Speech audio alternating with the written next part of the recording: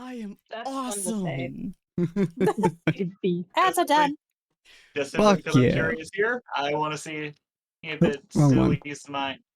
Uh, Okay, that's not quite what I was intending to do, but that's a darn shame. I just wasted nat 20 on that. on. Wait, I forgot to adjust things. I was too excited.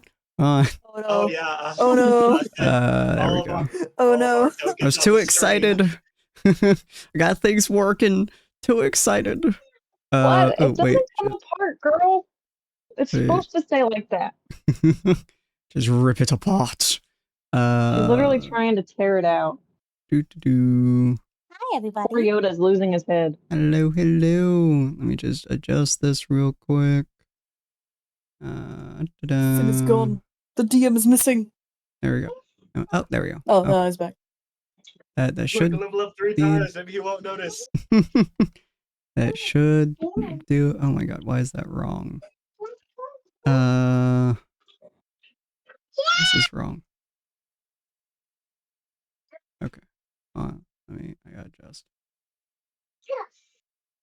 I forgot that I adjusted this on King's Kindness as well because their thing was fucking up too, so I got this. The only bad thing is I still can't see your guys' rolls. That's okay. Oh, are you not able to be on the Twitch either? No, I don't have Twitch. Oh. There we go. I think that's better. Yeah. Looks okay. And I still have to use this other dice. Perfect. That does work. Okay. In real life, I'm hearing people in my head. Don't worry. Voices. The voices come Let me back for stream you. my Foundry. Yeah. Okay. So. It's not much, but you should be able to see from there. Yeah. Welcome in, everyone. Sorry, I had to adjust and fix a few things because I got way too excited about shit working out for me. So, very happy about that. But welcome in, Wazzy. Good job on getting first. Completely stole it from Ray. I knew for a fact Ray was going to say something about that because she tries to snipe that first hardcore. Welcome in, Yuki, as always. Welcome in, Pocket. Good to see you. Welcome in, Aura. And I think that's everyone, if I recall correctly. So, welcome. I have my thingamabob to do that I always forget to actually have open. I swear I'm usually more professional than this. Greetings, dear spirits, and welcome to the Tables of Tartarus, a division of Purgatory Corner, where fate is bound by dice and stories are carved into eternity. If you guys, hi Story, if you guys are interested in checking out the other players, feel free to go there. You guys can see everyone who's going to be playing today who has stuff for me to share. And if you guys are interested in the heroes themselves, you guys can look at the heroes here. Every single one of these blurbs that were made that you guys can check out using their name there, so exclamation mark in their name, were made by the individual players. Obviously, Rue has left. I haven't quite updated that yet. We are going to get a new player next week, so look forward to that. It's going to be fucking great. Colty's going to be about half an hour to an hour late. She's doing some stuff IRL. But welcome in, everyone. It is good to see you. I am your storyteller, Sinspeaks, tonight, and we're going to be continuing the tale of Tyrant's Wrath. Take your seat to the table, let the threads of destiny unravel before you, for every story belongs somewhere, and here, your next chapter begins. How is everyone doing today? You guys all excited? Hooray! I get terrified. Hi. That's standard for me. Hell yeah. My character's gonna be mean. Let me bring you guys back to the church here.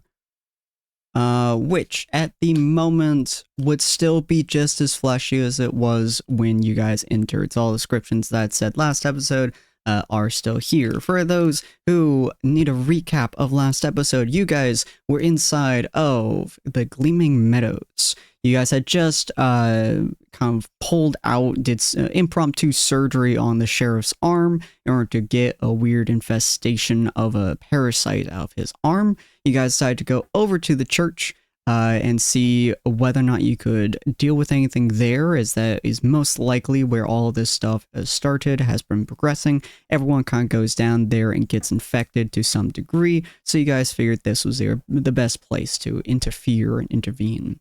You guys went to the church. You guys split up into two factions, Dakota and Sapphire heading in, being the sneaky sneakies, Ania, Cyril, and Gelmar staying back inside the ruins just outside of the church, which used to be a house that they hadn't fixed up, and then they pretty much gutted it to make the church.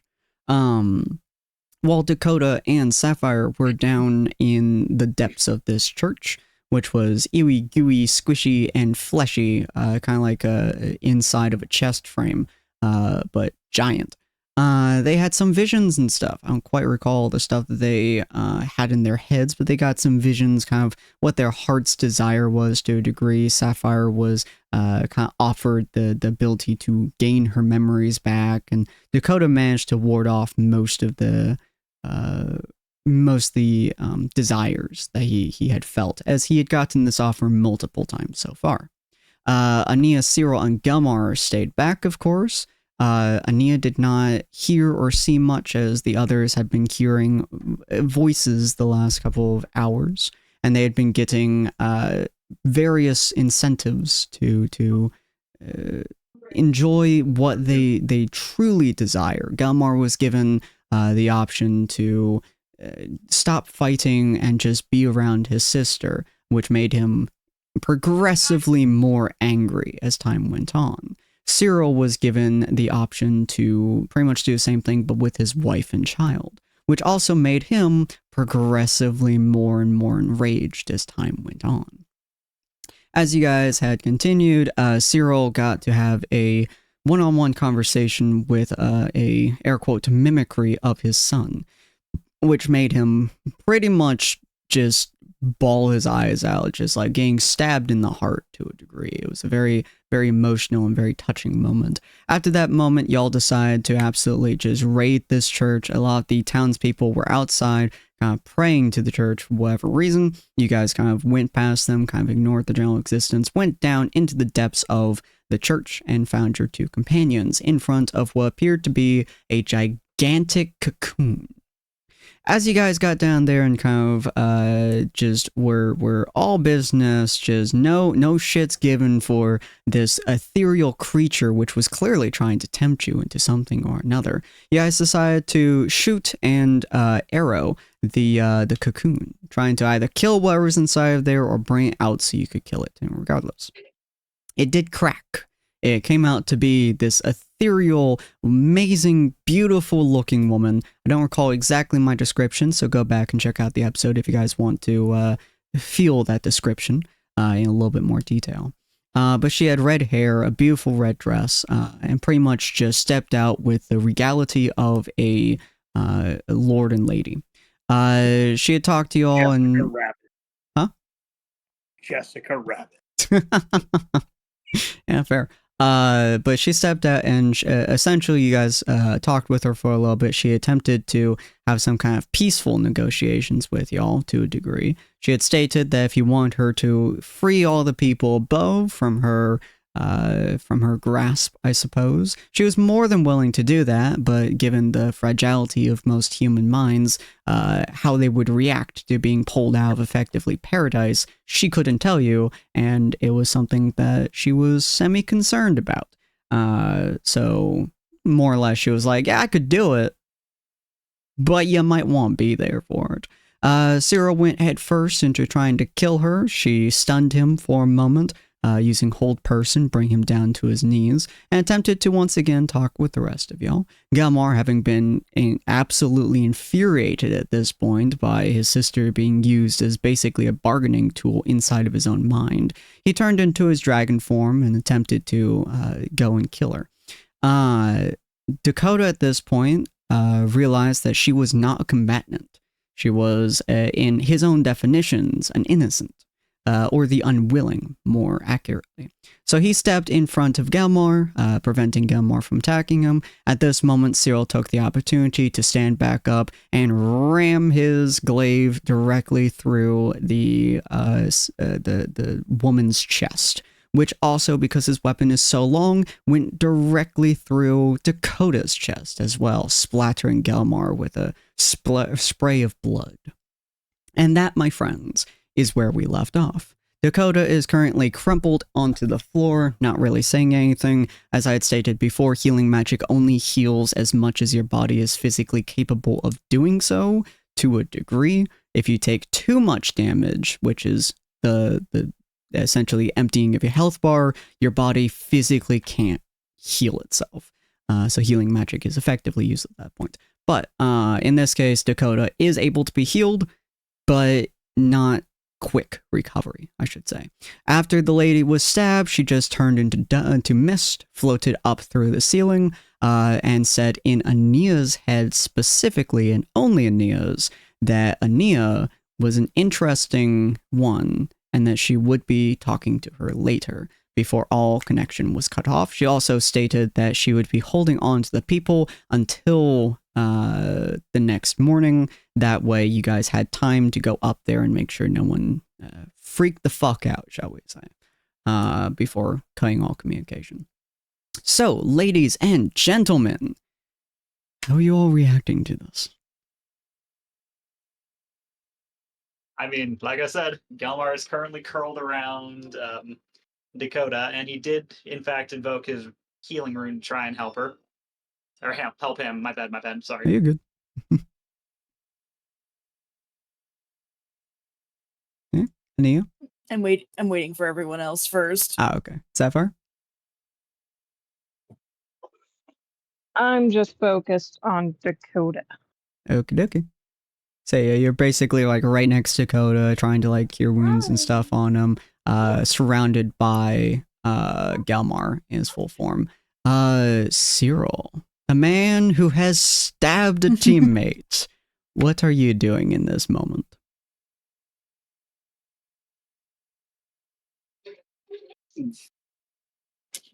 The party hears the glaive clatter to the ground, that like hollow ping, ping, ping, ping, ping as it hits the ground. Mm-hmm. Just standing there, just catatonic. Okay, okay. So at this point, Ania's already partially transformed into Tra. Mm-hmm.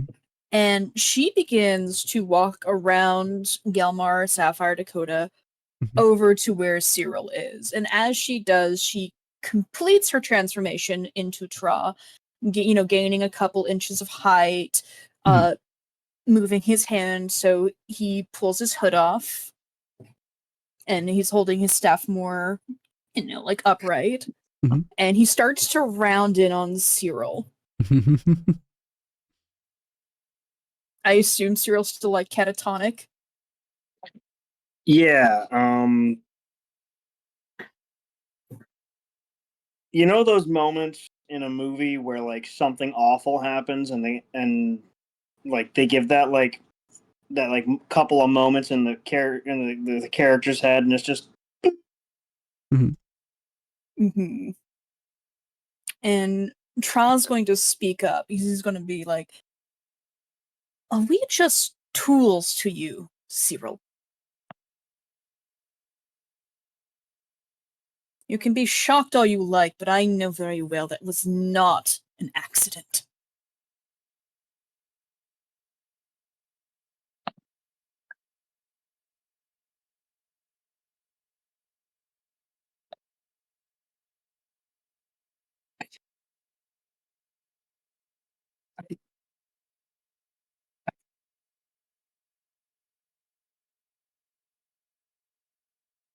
I think you might be breaking up. I can't. No, he's just kind of stuttering. Ah, okay. Oh, okay.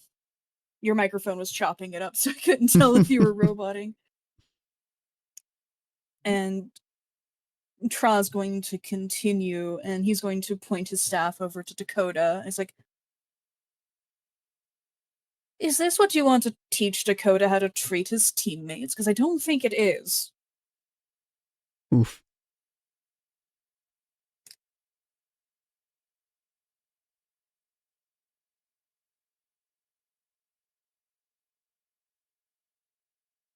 You keep telling us about how in the past your company just dealt with the problem in the towns and let them be after for them to solve it themselves. I did not think that extended to your party.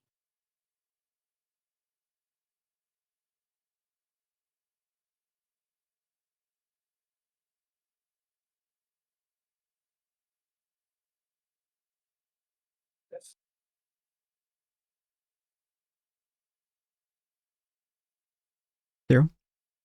I don't even. I don't.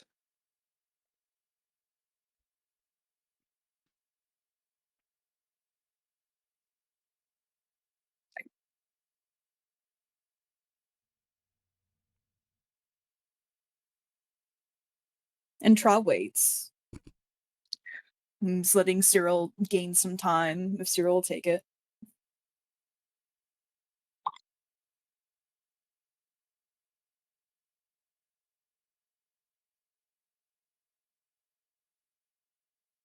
It takes a while for him to compose himself.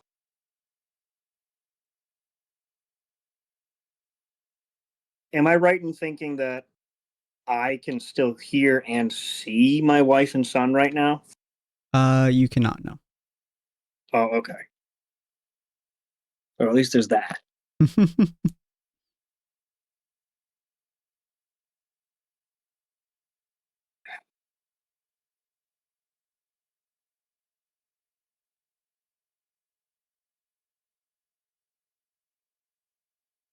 Just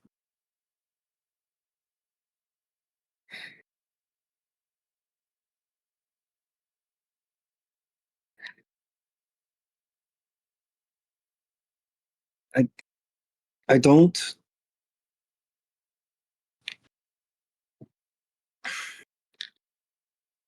I don't have the words. Yes, you don't, do you? And Tra is going to lean his staff against himself so he has both hands free. And one hand is going to reach to the sun catcher that Cyril gave them. Mhm. And he's going to hold on to it and pull it. So it's still connected to the scroll case, but he's pulling it so the hemp rope that connects it is taut. Mhm. And his other hand is going to get his bone knife and he's going to hold it to the hemp rope with the fervor of someone holding someone hostage. And he's going to continue and he's going to say, "You know, for the whole time you've been with us, I keep seeing you give parts of yourself away, trying to atone, I presume, for things in your past. But you know what I haven't seen? I haven't seen you do anything in the present to change your actions. It's always your decisions dragging us around. I try to keep the peace, or Ania does. But time and time again, you make a choice, and we either go with it or we leave you to it.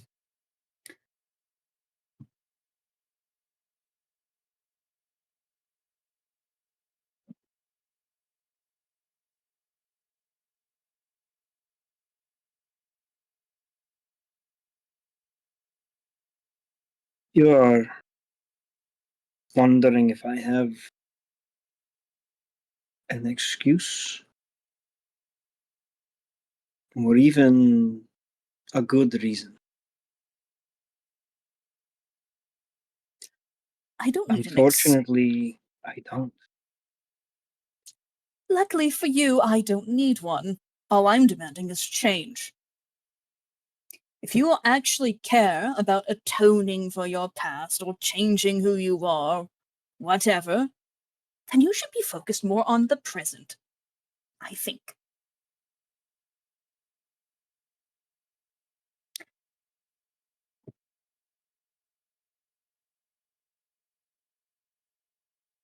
Going to look over at Dakota.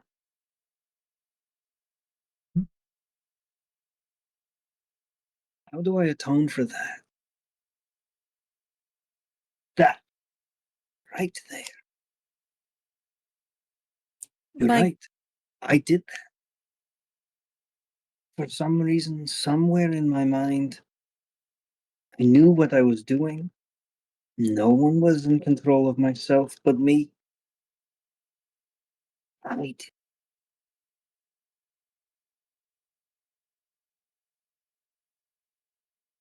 How do I even look him in the eye?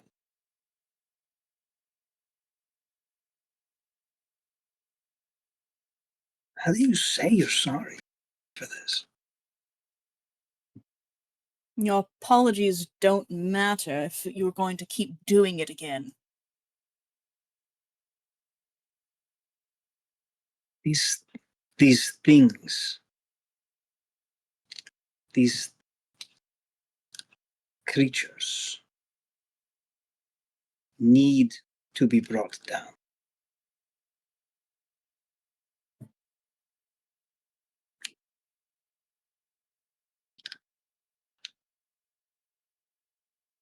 And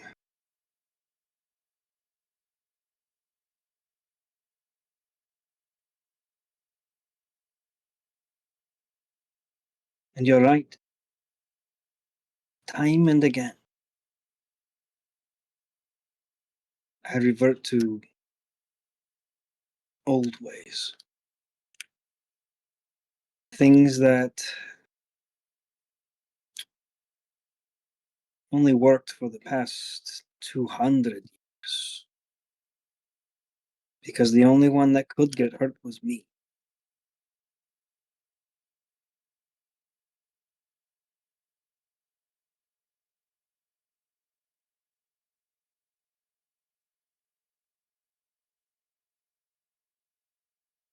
At this point, though,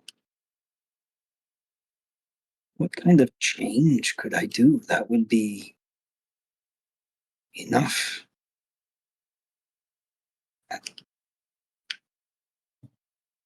I can't even.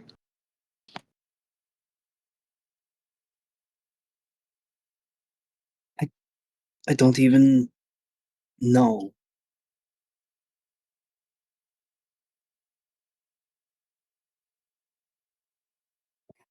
You're the only one who would get hurt. Is that really what you think? All those townsfolk you left behind to deal with what may, you think they weren't hurt? Maybe that's what you should be working on first. And Tra saws into the hemp rope a little bit. Mm-hmm.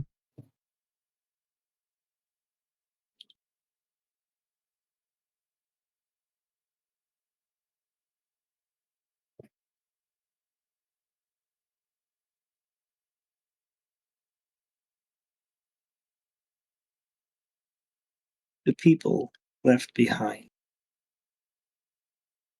when I would do my job. The reason that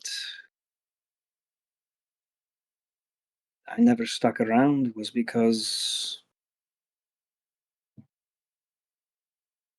I'm not a builder. I'm not a.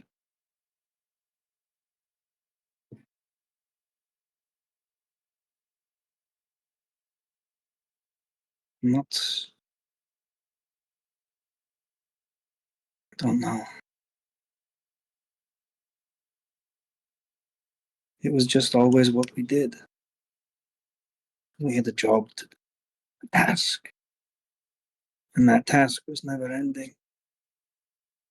Over and over. We would go out, and it was one after the other, after the other. The havoc wreaked by whatever it was we put down. And more recently, I put down.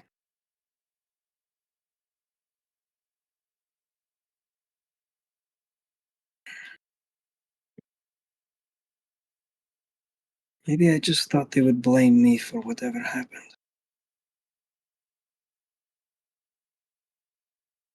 Tra sort of sighs and he lets go of the Suncatcher.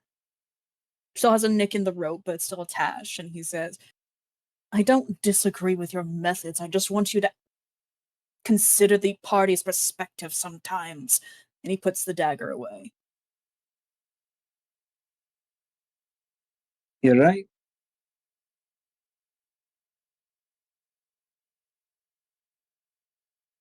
I haven't been acting as if I'm part of a group. I've been acting as if I'm just following you around. Separate, but there. If that makes any sense.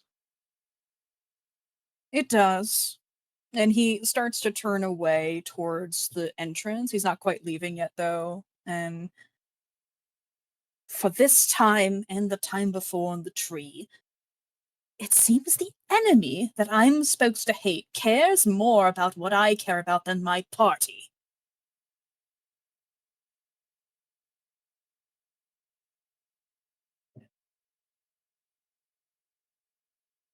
Hmm.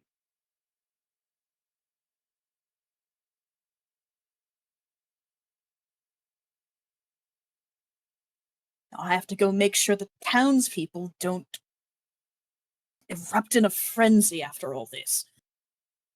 I don't want to hear you apologizing to Dakota until you've figured out something you're going to try to change.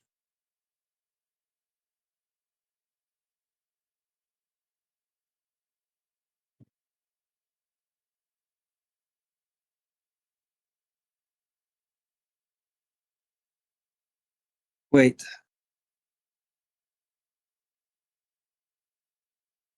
I don't know if this is the right choice to make, but I will go with you. And I will try to help. Trump pauses and he looks to the others and his voice softens like, do you all need anything? Are you okay if he goes with me?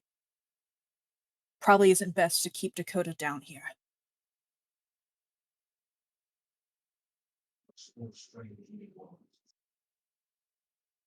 Galmar was looking at the group the entire time. He gives a nod in agreement before looking down towards Sapphire and he's still unconscious Dakota. He's going to try and slide his nose underneath Dakota to try and slowly pull him up onto his back. Hmm. And he will gesture towards Sapphire as if an invitation to join him up there.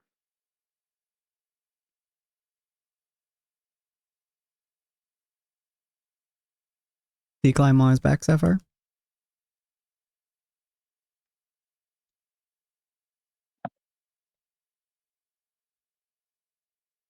Sapphire? Sorry, I was talking to someone. Yes, There you I go. do. Nice. Trump will Door. nod and start.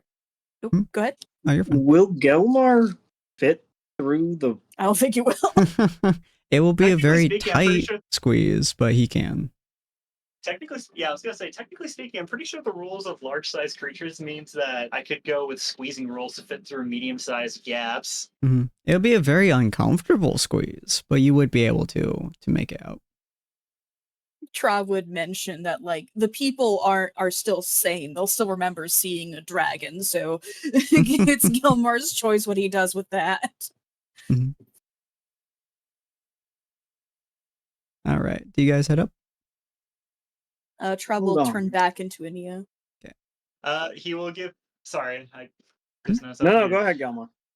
He will give a frustrated sigh at that realization, but he did still give Sapphire the invitation, so he's probably going to stay in draconic form until he's almost to the top of the stairs, and then change back just before anyone would be able to see him. Nice. This one, I think. I think it would be. What's the word? Comforting. If you, Dakota. Ania, Greetings. come out with. Oh, hello. Is anyone Yeah, dead? Dakota's okay. You're unconscious, you're not dead yet. but You missed Trial yelling at Cyril. Dakota has no idea what was said. Hooray. I'm well, I mean, that's in character. I'm unconscious. Yeah. Are you saying, Cyril? I'm gonna pick up my weapon. I'm gonna take a couple of minutes, and I'm going to summon the stag. Mm-hmm. I think it will be more comforting if they see you with this creature. And Tra, who is now at Nia again, is like, Oh, well, I won't say no to riding on the stag again. I love how much of a shift that is. It's so good. All right, you get onto the back of the elk and you guys start heading up. As you guys are heading upwards, the obviously like squishy terrain turns back into stone before it turns into wood and so on. You guys can actually hear physically behind you, you wouldn't call it a crumbling sound or like anything like that. It sounds like it's closing behind you, like as the doors slowly start to close behind you. It just sounds like the space is being filled by something or another, if that makes sense. Wood and stone. As you guys climb, the fleshy stairs behind you slowly start changing into just solid stone. The walls start changing back into dirt and other bits and pieces like that. As you guys get back up to the top of the main church area, it just looks like it does normally. The sky outside is still dark. It still feels wrong, but yeah. All the townsfolk are still like kind of waving, or not waving, but like still praying. praying. Yeah.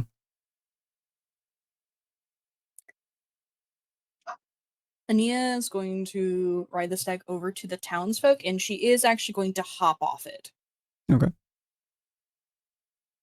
And she's going to approach the townsfolk and just see if like any are up to talking. It's like, Oh, what are you doing out here? I would say you probably see. Ooh, who would you see? I'm gonna have you see Alicia. I believe that was her name. Yeah. Alice. Alice, thank you. I don't know why I keep that's exactly why. It's because I was like, that sounds wrong. But Alice, you see Alice. She's near the front of the area. As you come up towards her, she looks at you and she goes, "We're simply praying for the safe return of you, kind folks.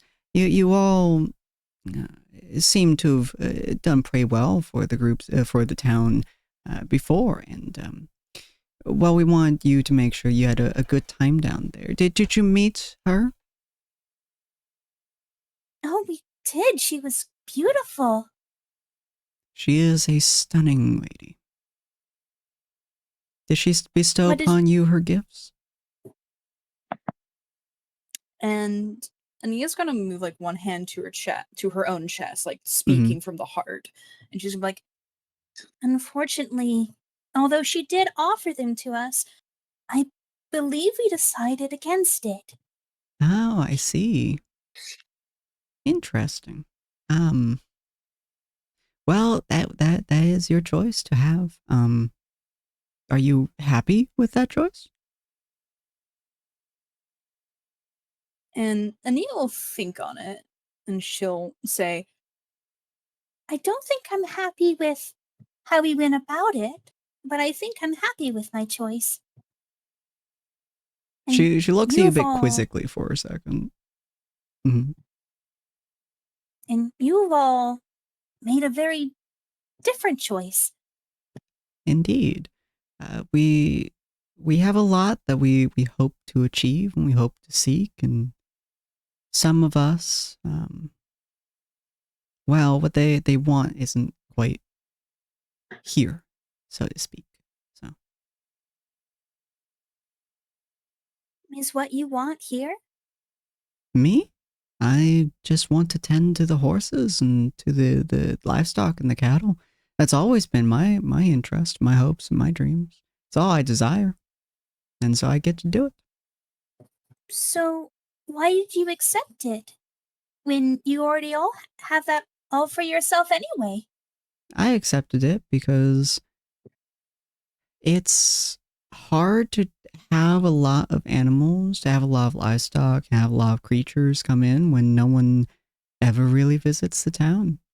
There's not much to do when no one's here. I was thinking of heading to the Haven sometime soon to set up a shop of sorts to help out some of the creatures that move back and forth there. But I never had the ability to do so. It's always a little scary, honestly, to think about leaving the town.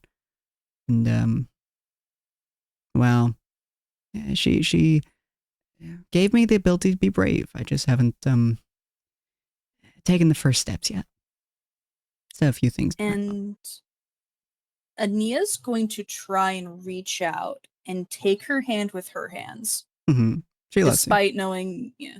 Mm-hmm. And she's going to look her in the eye and say, I don't think she ever gave you the ability to be brave.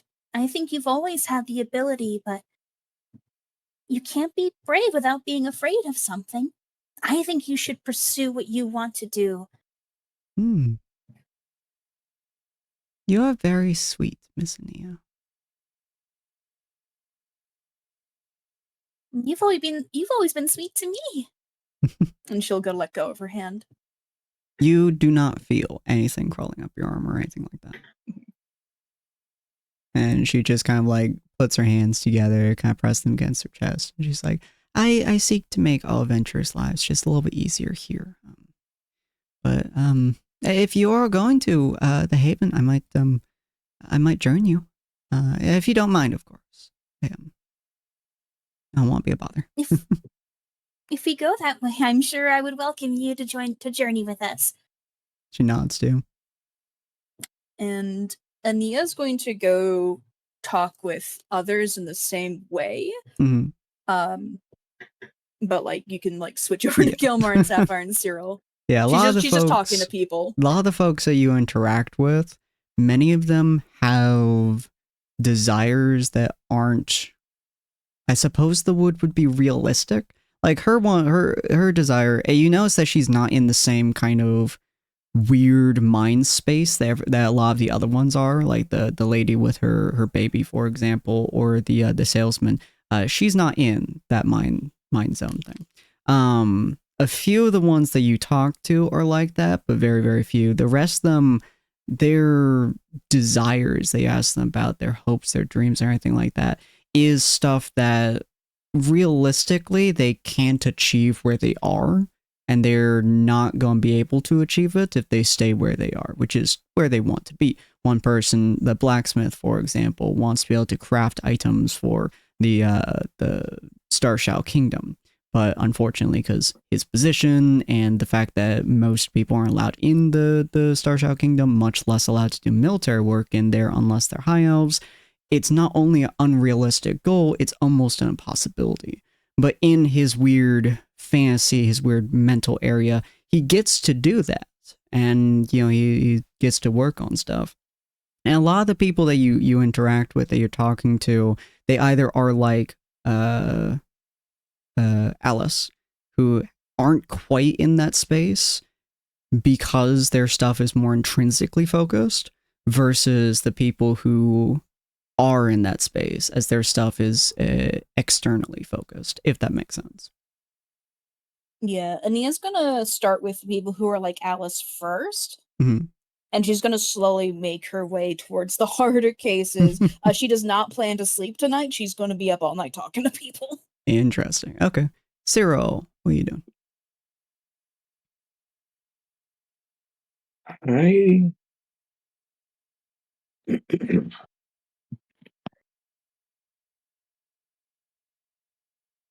don't know. Think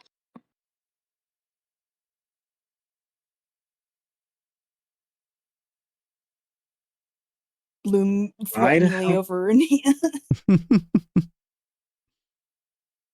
well, try to be like nearby, just in case something happens, but far enough away that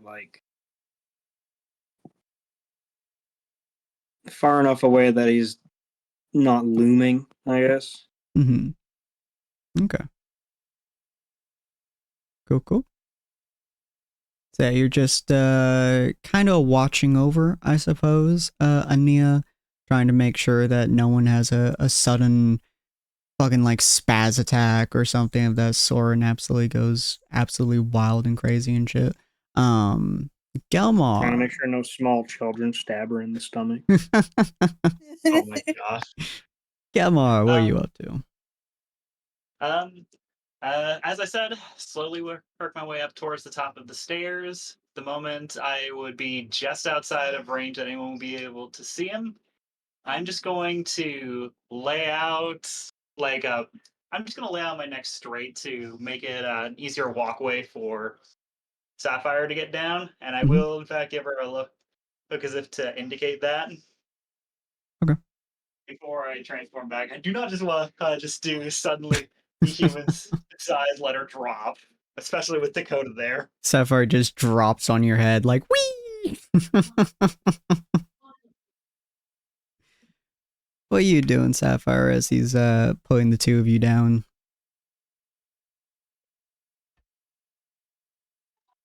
Dakota's still unconscious, right? Yeah. Are we all on Gelmar's back, or is it just me and Dakota? Just you and Just Dakota. the two of you. Okay.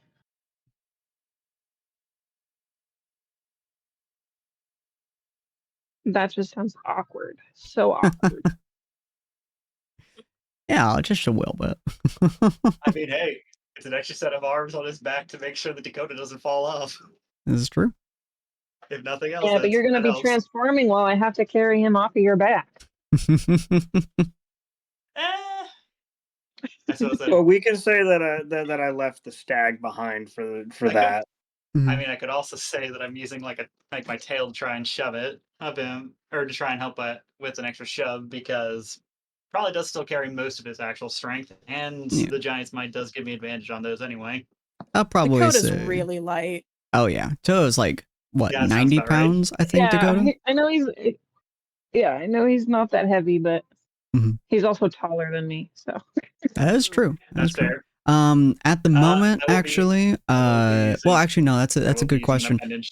Dakota, would you have reverted back to your original form? You aren't forced to until you die, so it is your choice on whether or not you would have when you went unconscious, if that's like a subconscious thing you do.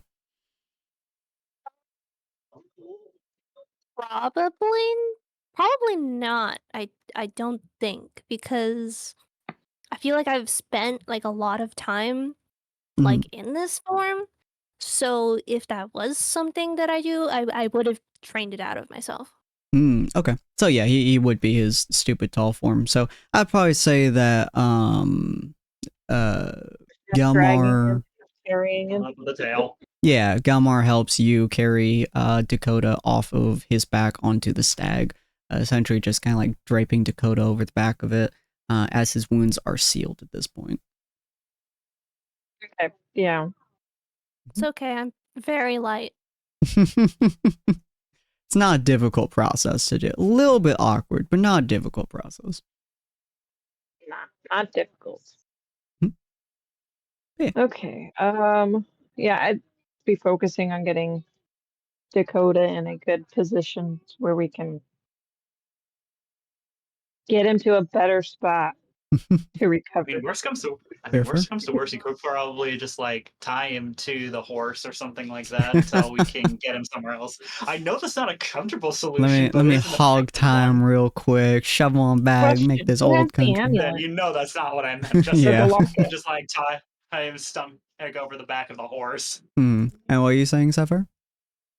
Who has the locket? Which locket? I think Rue gave the locket to Cyril. I think that was Yes. what you said, Sin. Yeah, she gave it to Cyril. So Cyril has the locket at the moment. Oh, of course he does. Sapphire All right, staring down. Do you go over to Cyril, Sapphire? Okay. Well, no, I guess we're in town, so they probably have a good place to stay, so we don't have to like use that. There's the sheriff's house. There's the tavern, which also acts as an inn of sorts.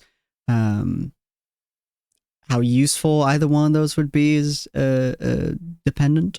The sheriff's would probably be almost a certainty that he would let you in there, though it probably wouldn't be as comfortable as the inn, but considering the townsfolk, it might be a better choice. That's up to you. Is that where we're all thinking of going?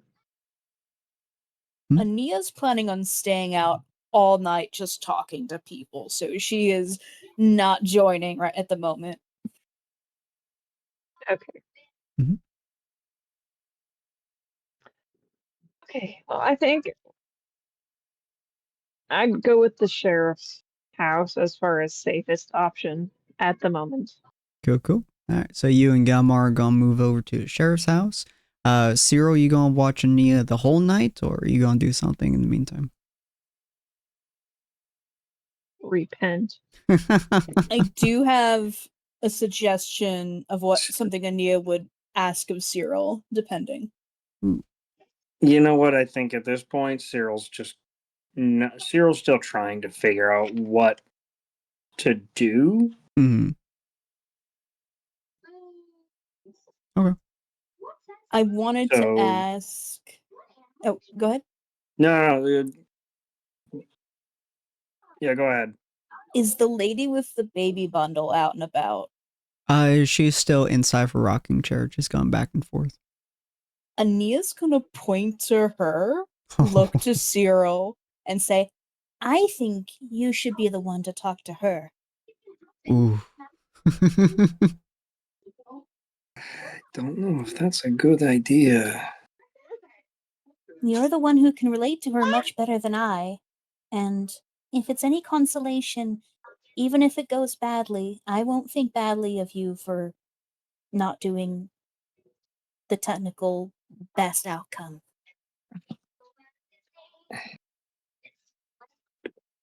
I will try. Just keep in mind, she's not totally lost. Part of her knows what's going on.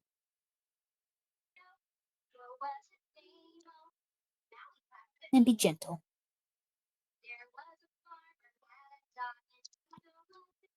I will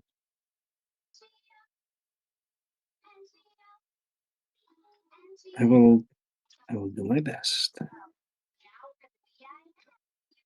All right. You head over to the lady. She hasn't really moved much since the last time you saw her. You assume that she mostly moves to just eat and probably sleep.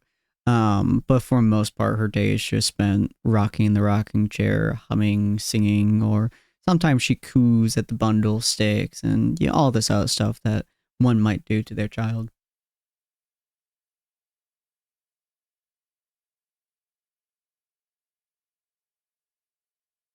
Going to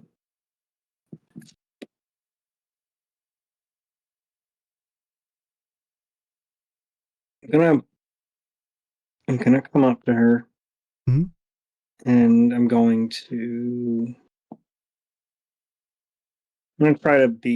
try and get like down to eye level, because I know that like just in general I'm not exactly Short. cuddly.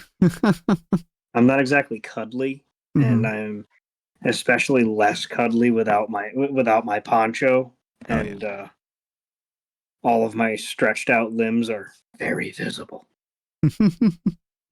As you kind of kneel down, kind of in front of her, try and get more or less eye level, she like looks at you for a second. She has a fairly broad smile on her face, and she kind of like turns the bundle so that the air quote face is pointing at you. She says, "Would you like to see her?"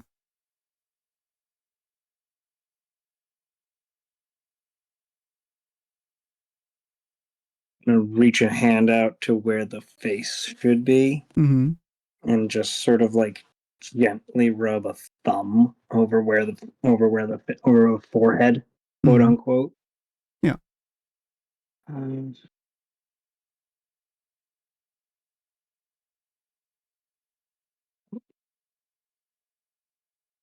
Would you mind? Hmm? It has been a very long time since I've been a very long time since I've held a child. Oh, absolutely. And she holds out the bundle for you. She said she just said her first word today. It was oh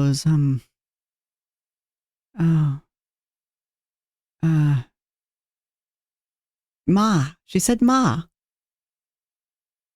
Oh, you must be very proud. I am. She might start walking here in a year. Truly. And what is her name? Abigail. Named after my Ah, grandmother. She was also a fighter. really? Mm-hmm. What do you mean by that? My grandmother was a very stubborn lady. She had a lot of complications when she was a child. A lot of illnesses, a lot of sicknesses. She had a lot of difficulty moving around, and as she got older and older, it just got worse and worse. But she refused to ever let that stop her. She helped build some of the town, helped set up some of the farms. She was the smartest lady that the world can ever imagine. My little darling takes after her quite well. I imagine she gets that from her mother. I'm nothing special. No strength like that is only hereditary. Has she been sickly lately? You see like a small, like, I suppose, shadow kind of follow her for a second as like her smile falters a little bit. She says, she has been coughing a little bit, but I don't think it's anything serious. I think she's okay. I think it's just, baby troubles, you know?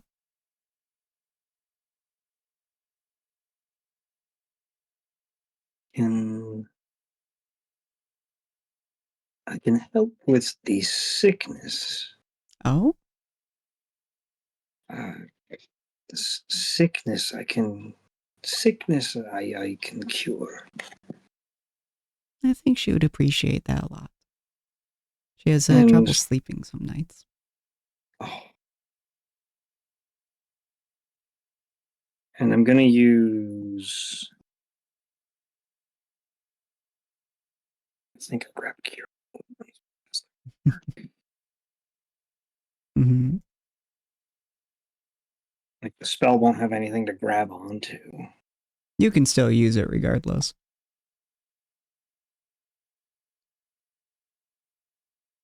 Yeah, most spells you are welcome to use on technically anything. 9 times out of 10 it won't do anything, but you can technically use it if you wish to. Cure wounds, for example, you can pump directly into the earth itself if you really want to, just not super effective. Hey, Cyril. Can't lay on hands technically be used to mend illness if you burn X number of points? Yeah, so basically I was operating under the assumption that I needed to have a spell that didn't specifically need a person wounded to act on. Yeah, you can do it with anything. Most spells will just like fizzle out if you have like nothing that's there. But anything that is healing related, you can use on literally anything. It sometimes just doesn't do much, but you can still do it if you want to. It just kind of enhances growth, basically. Okay. I'm gonna take a deep breath. I will warn you, it visually looks more frightening than the actual feeling of what happens. As long as she gets better. Okay. And I'm gonna take a deep breath and going to try and will the lay on hands to be less what's the word I'm looking for? Spread out? less moldy. Ah.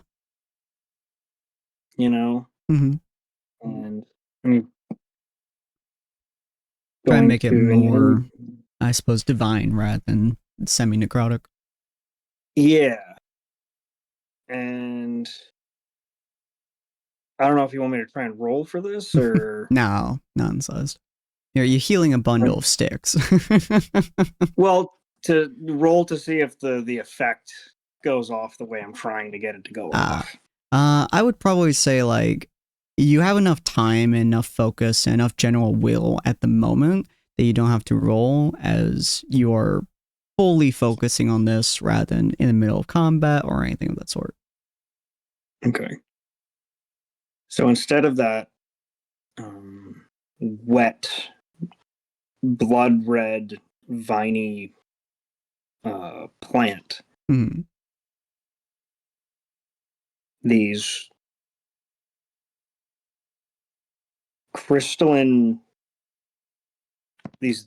clear crystalline vines sprout from my fingertips and wrap themselves around the bundle, and small thin thorns, kind of like needles, grow, and it closes in on the bundle, and when the needles touch the bundle, that's when it heals the baby. Okay. So as the crystalline vines kind of touch the bundle, it starts to a few different things. It starts to like weaving some of the bundle together, kind of like almost like fusing it together with like various vine-like structures and causing the sticks to grow a little bit, and they weave into one another, and it kind of looks like you're almost patching up the wooden bundle itself. And she kind of watches in like wondrous amazement as you do so, and you can't put the bundle more or less together, and she looks at it and she goes, she's smiling. She hasn't been this happy in a long time. A very long time. That is good. That is very good. Can I do you need anything in exchange? Food? No, I think I will.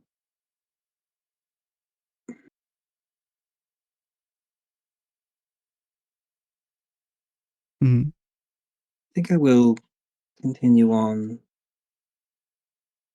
You see,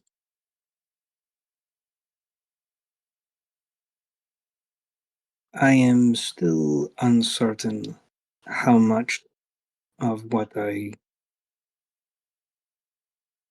I see and hear today is a dream. And know that feeling. But it is important to find our way back to the real world. She kind of rocks back and forth again, just slowly rocking as she looks down at the knitted bundle, and she goes, but what if she's not here? What if my little Joy never smiles again?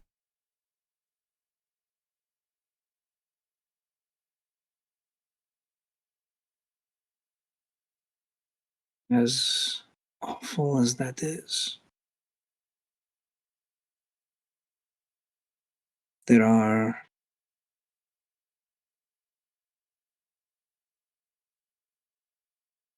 other ways to see that smile in the little flowers that grow around your hut. The way the sun comes through the window in the morning, just as it peeks over the tree. Cool breeze on an unbearably hot day. I find it is in those little things that I remember those that I have lost. You know what's kind of funny? Mm-hmm. I miss waking up to her crying. She doesn't cry anymore. It's strange. Sometimes too much good feels off. It is unbalanced. She kind of presses the bundle against her chest and just kind of goes, what if there's too much bad? Is that also unbalanced? It is. But the difference between too much good and too much bad is focusing on that which we have control over and that which is beyond our grasp. When there is too much good, something has clearly happened that is beyond our grasp that we are allowing ourselves to focus on. When there is too much bad, we clearly need to focus tighter on the things that we can control and create the good to balance it out.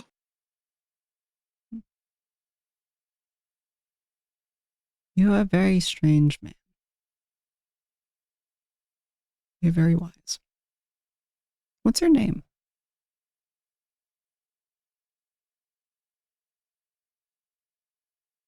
I don't actually remember that anymore. She kind of reaches up her hand and gently rubs it against the cheek of your helmet. And she kind of smiles at you and she says, you know, if we had had a boy, I was going to name him Josiah. He seemed like a Josiah.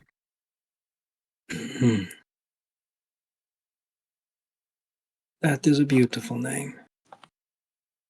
Maybe you can use it till you find your own. I would be lucky to have a son like you.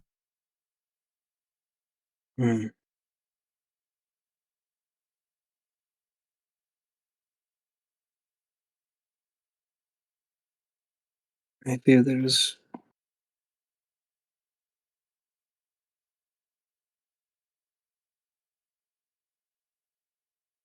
I would disappoint you if you knew much more about it.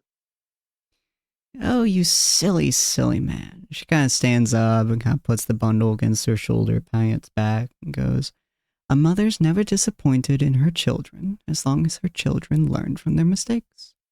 The only thing that a child can do to really upset their parent is to not believe that they are good enough and never strive to be better.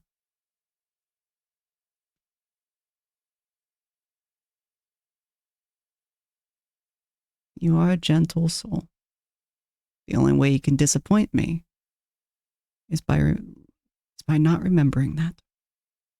And she kind of turns around at that and heads into her house.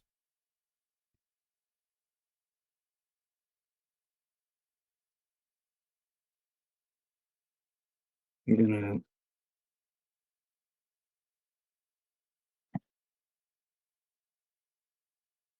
just gonna wander down the stairs.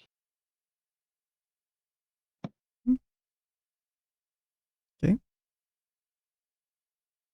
Do you do anything else for the next few hours or so that Neo's going to be talking with folks, or are you just gonna quiet contemplation over a bush? And he will not ask Cyril to talk to anyone else. She's like, no, that one was fine.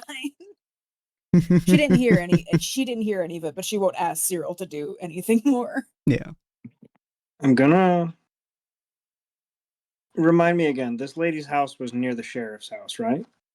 This lady's house is all the way on the bottom right here. So this little shed area kind of thing. She's quite far from most of the other people in the town. Okay. I'm going to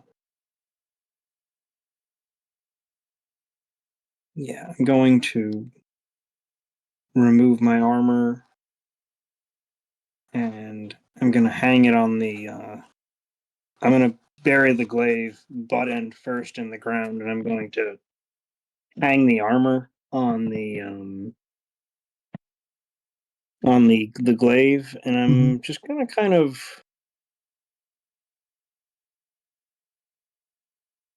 wander off for a bit. Okay. I'm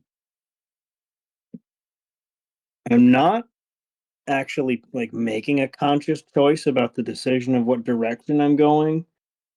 Okay. But depending on how far I wander, Mm-hmm. I am wandering in the direction of the corpse wood. Interesting. Okay. I'll keep that in Into mind. the moon pool again. It's true. It does was wander. near this area. Yeah. I wouldn't remember where it was. It wanders, so even if you did, you wouldn't be able to find it. It's kind of one of those things that you have to stumble upon. That's right, it vanished. Yeah. The only ones who can find it is either by knowing its exact location, which only the moon druids do, or by legitimately stumbling upon it, which is very rare. But Sapphire and Gelmar, you two head over to the sheriff's house. Do you knock on his door? Do you, like, just barge in? What do you do? I mean, I'm pretty sure we already made the comment of we want you to lock the door, so we're kind of gonna have to knock. I mean, you could break I was it just down. gonna barge in. Kick his door down. Sapphire just walks up to it, like, pushes against it, like, oh yeah, it's locked. Either Damn that or turns the handle and turns out he didn't lock it at all. it. I was just gonna have it that Gelmar just gives a light knock. Yeah, specifically light, because every time we've tried to commune with him in the past, we've almost always shocked him enough that he spills coffee on himself.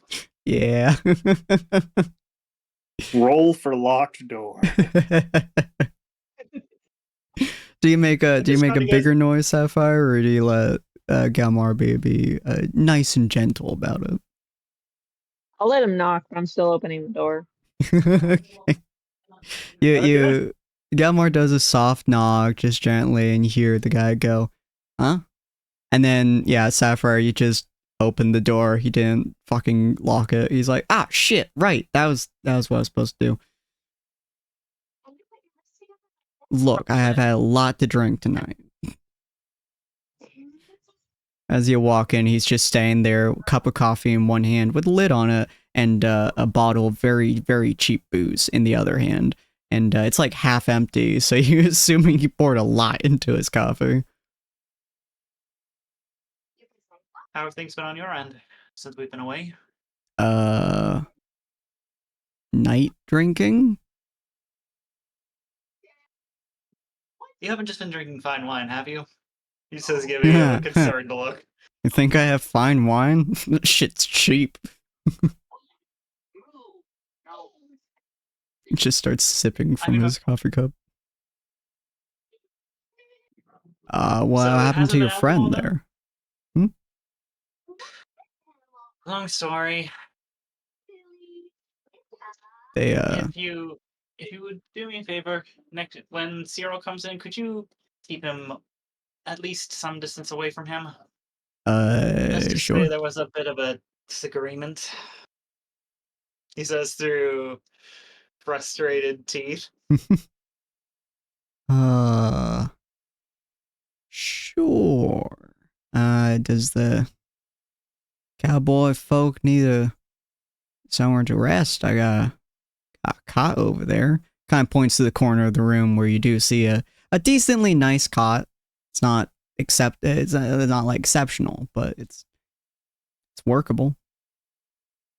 I appreciate that. Yes. Yeah. I mean, you guys took out a weird thing from my arm, and I don't know, I guess you're technically saving my town? I don't know, so have fun. This is way above my pay grade. Still not quite certain what it is we encountered down there. Mm.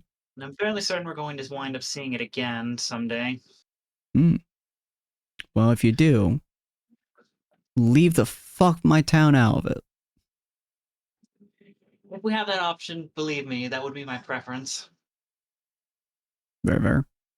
But yeah, he helps you bring Dakota over to his cot, and he just kind of looks at him and goes, "Wow, you took a nasty stab, huh? Eesh." Yeah. He should be alright, but... I can wake him up if you want me to. I have a special technique. I think after what he's been going through, I think he could use a few more minutes, at least. Special technique is a slap. Bucket water to the face. Right? Just open hand. Wake up! He was actually just gonna grab a bucket of water and dump it. But yeah, I was thinking of doing the same thing. But he's just like, all right, well, me casa is you casa until you all fuck off. You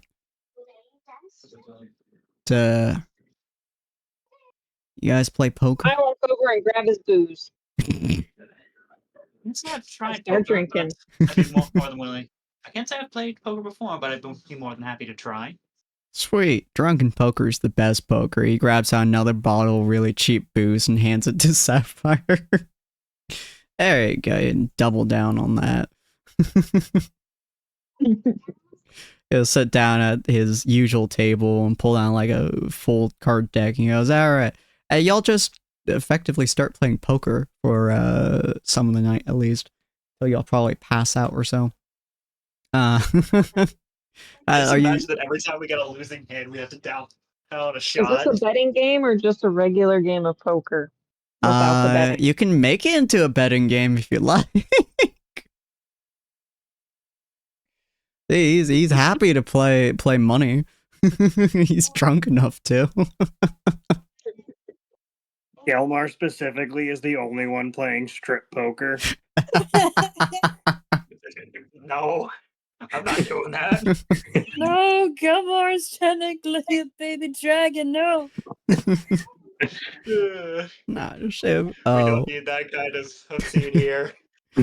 But yeah, you can either play drinking poker, where every time you lose a hand or you fold, you drink, or you can play actual betting poker. Either one is fine. Gilmore will take the drink. Okay. And Sapphire? I'll take the drink as well. Cool. So it's just gonna be a decently long time of drinking. Everyone roll me, or both of you, roll me a Constitution saving throw. Ew, I get to figure out this dice thing. Ania's gonna be so upset. She's the one that has all the games in her bag. Can't believe you played poker without me. You bitch. Stats. Okay, I should click the character first. There we go. Yeah. Room. Oh, you rolled terribly, Gilmore. Yeah, that was. Yeah, I think you can have just so many roll bonuses. Constitution. I have a +6 to Constitution saves. Odd. Alright, I'm very curious on what Sapphire's gonna get. I will, of course, before we start on this, probably wipe the blood off my face. So, do I have to put in any of my information? I don't think so. You should just be able to do /roll, and you should just pick Sapphire.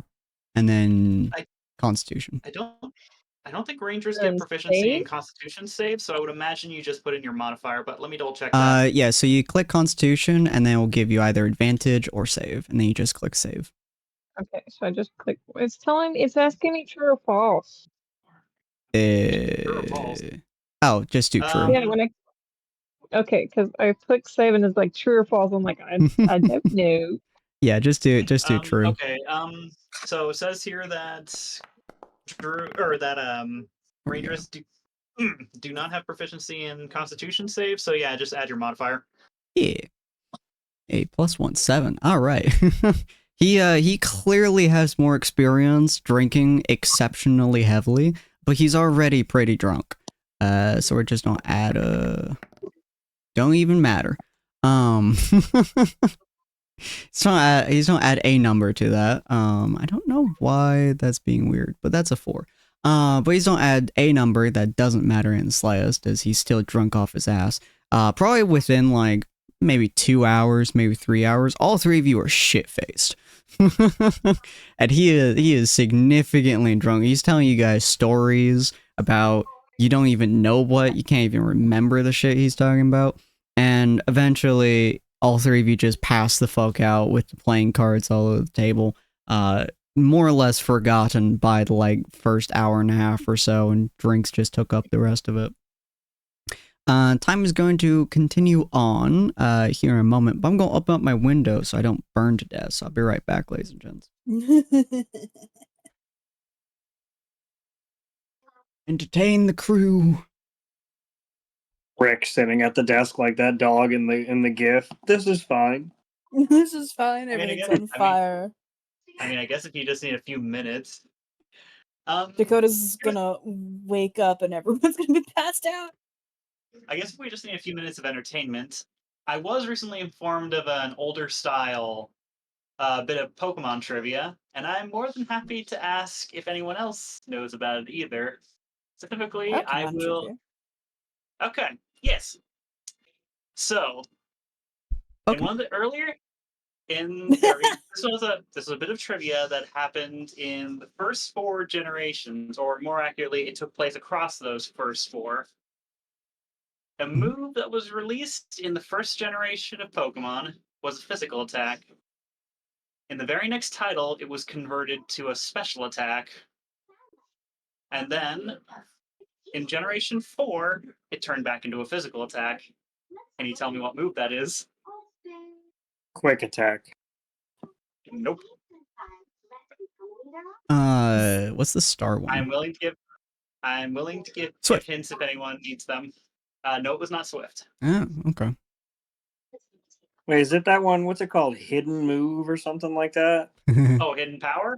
Yeah. No, that's always been special so far as I'm aware. Or maybe not. I guess it really all depends. I want to say slash, but I don't think that's right. Nope. I love it. Magikarp was doing fucking magic damage. Psychic? Oh my gosh.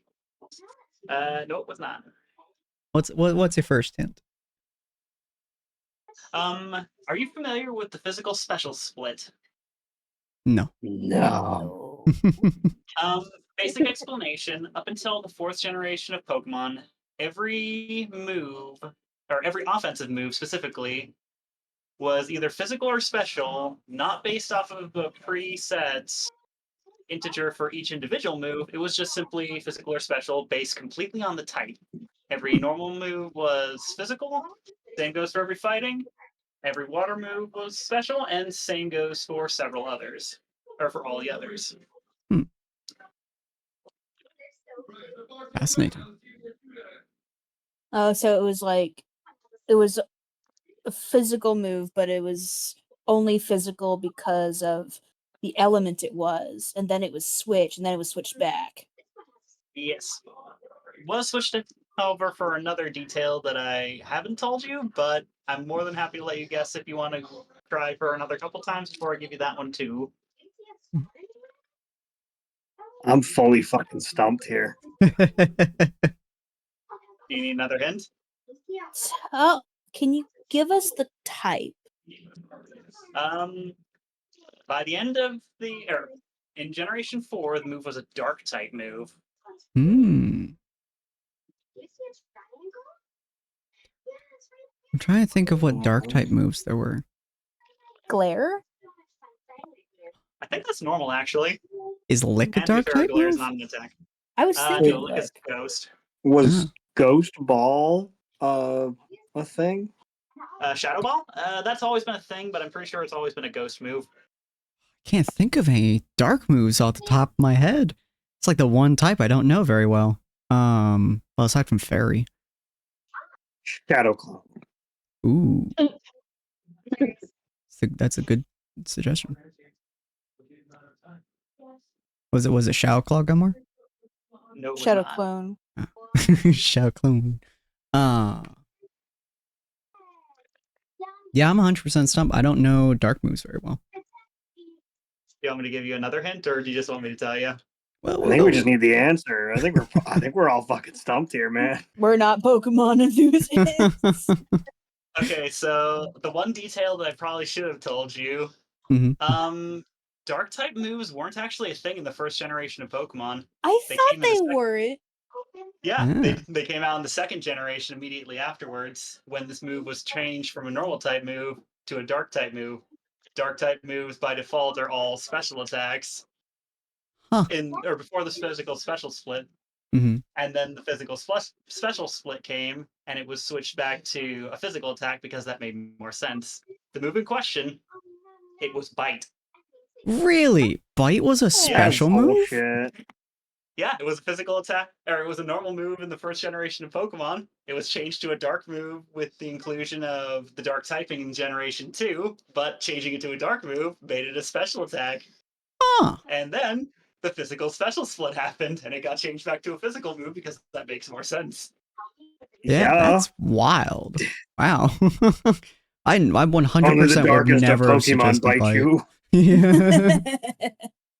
I don't know, it just seemed it took way longer than I was intending to waste. Sorry about that. Oh, you're fine. I don't know. Honestly, that's kind of fascinating to me. I did not know that Bite was ever a special move. That is fucking hilarious to me. Yeah, the physical special split's funny, right?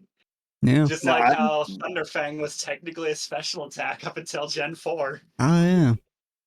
I got one for you. Appreciate that, It surprised the fuck out of me when it happened to me. What's that? Oh, no. Did you know you can actually, like, fully kill a Pokemon in the games? Really? How do you do that? I don't know exactly how it happened. I was playing Pokemon Crystal. I used Octazooka. Mm. And then the Pokemon just exploded. And the message was, you destroyed the Pokemon. You destroyed I forget what I was fighting. I was like, no fucking way. Jesus. I've never seen that happen before. What the heck? I love And that. I drink Ray, thank you. I appreciate you, Ray. Alright, so, with the Pokemon trivia out of the way, because, God, I love that shit. But, you all have some kind of dreams, aside from Cyril and Nia. I can't imagine what kind of drunken ideas would be going through y'all's heads, or the incredible pain and agony that would be going through Dakota's head by the time he awakens. But most of your pain is pseudo-mental, Dakota, since you were Cure Wounds, so you are more or less healing. Your body is attempting to recover, but your body doesn't recover very well, so... But yeah, so you guys kind of start waking. Ania, you are outside as this is all happening. Cyril, you've gone past the point where the day-night barrier kind of switches. So for you, it's like a gradual transition from dark to twilight to light. For Ania, it snaps into daylight as it fades from the dawn to actual daytime. The sun kind of crests over the hill. It just kind of snaps suddenly from darkness to light, and then the painting, air quote painting, fades. Pretty much all the weird, fancy crap around you just kind of disappears suddenly as the sun crests over the hill, and you see a lot of people like Alice, for example, kind of like looking confused almost, but like just kind of odd. And you see a few of the other ones, like the salesman, for example, just kind of falls to his knees and starts crying, just outright sobbing. The blacksmith is just over by his tools, just like inspecting them and kind of tapping on his anvil, but you can tell there's like no heart to his movements and stuff. Stuff like that all over the town, effectively. Yeah, Ania's been, I assume it's a small town, so it's not like Ania's infinitely been talking to people. Yeah. At some point, she just decided, like, I can't do anything else right now. I'm just gonna sit here on the stairs. She would have, like, poked her head into the sheriff's office and seen everyone blitzed out, so she would have just sat on the steps for a while. Once the effects on the town start to fade, she is going to, like, heavy, tired sigh, get back up, and go to start like talking to whoever is in most distress. And I don't mind like doing diplomacy roles. Yeah. Feel free to do if I can remember what the fuck it's called. Persuasion? Yeah, we'll do a persuasion check. With advantage, because you put in so much effort so far. Cool. And she's also, I don't think I can use my Cosmic Omen for this because it's not chance based. Yeah, it's just exactly. Talking. Yeah, just with advantage. So persuasion, advantage. Ooh, Whew. Very nice. You aren't having too much trouble with all of them. You spent a long time talking with them, long time just kind of trying to make sure that they're all not quite functional per se, but they are like something drastic. Yeah, they're not going to do something drastic. It takes a while to really get through a lot of them, but you are able to make it so everyone's just kind of, oh shit, why did my thing refresh? Okay, sure. Well, at least you guys didn't refresh. That's fine. But it takes a while for you to like be able to refine everyone, just kind of talk with them, discuss things. But they all seem, a lot of them seem heavily depressed, like hardcore depressed. Like this is like understandable. Yeah, very much so, kind of the bad stuff. And a few of them, like Alice, for example, they're just going back to their usual shit. Like Alice just legitimately just walks back into the area where she's taking care of the horses and other livestock and stuff. She doesn't seem heavily affected, mostly because again, intrinsic versus extrinsic interest. But she does seem tired, I suppose, would be the only description I could give for that. And yeah, you are talking to her, you're interacting with her, and all the other ones, and they don't seem like they're gonna be doing anything drastic, at least for now. No guarantees. Ania's gonna have to talk to the sheriff for sure before they go. Oh yeah. And then no guarantee. Dakota, you're gonna wake up before the other two do. In pain. Understandable.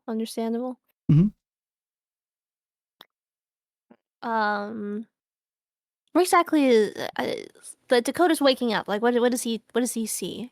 I'm paying much attention. So you wake up. You're in a weird cot that's kind of uncomfortable, but everything's uncomfortable for you, especially with the pain. It's a nice cot, but it's decent. You wake up. You like open up your eyes. Like the sun's kind of in your eyes a little bit, so it's like hard to see a little bit. And then like you kind of adjust a little bit. And you're just seeing the sheriff and Galmar and Sapphire just all pass the fuck out. There's alcohol bottles just kind of on his desk. There's a large amount of cards, either on the desk or just spread off to the side. And you do see like a weird, the cabinet that he had on his left, also slightly open. He clearly didn't remember to close it. And there's a little bit of smoke still in the air from the cigar he didn't put out. It's just like on his ashtray. Okay. Yeah, so Dakota's gonna like wake up. He's gonna groan because he's still in pain. Mhm. Say, what happened? Where's everybody? He's kind of looking around Mhm. and whatnot as he gets up. Yeah. You kind of just see them at the desk and pass the fuck out. You do see a bucket of water on the side as well. Mm-hmm. Okay. He was kind of gonna like look over himself, Mhm.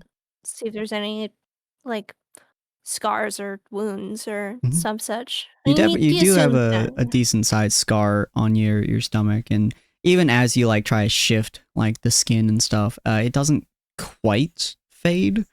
It seems like it really did a number to your body as well as like how your I suppose subconscious sees that section too. Any experienced cowboys got some battle scars, I guess. Uh,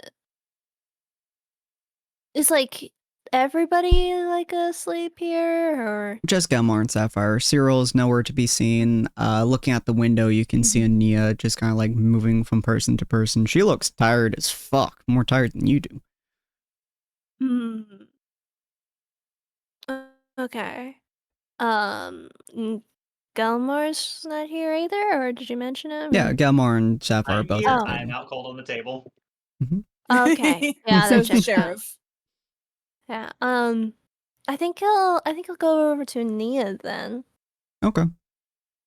So you What open time? up the What door. time's, It would what time's it look like? be like just after dawn, so like 6, 7 a.m.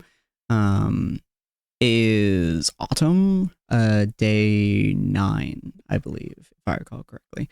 So you open up the door and you kind of step outside, wobbling a little bit as you see Ania, and start making your way towards her. She's just kind of chatting with a few folks, clearly trying to help them through whatever issues that they're going through.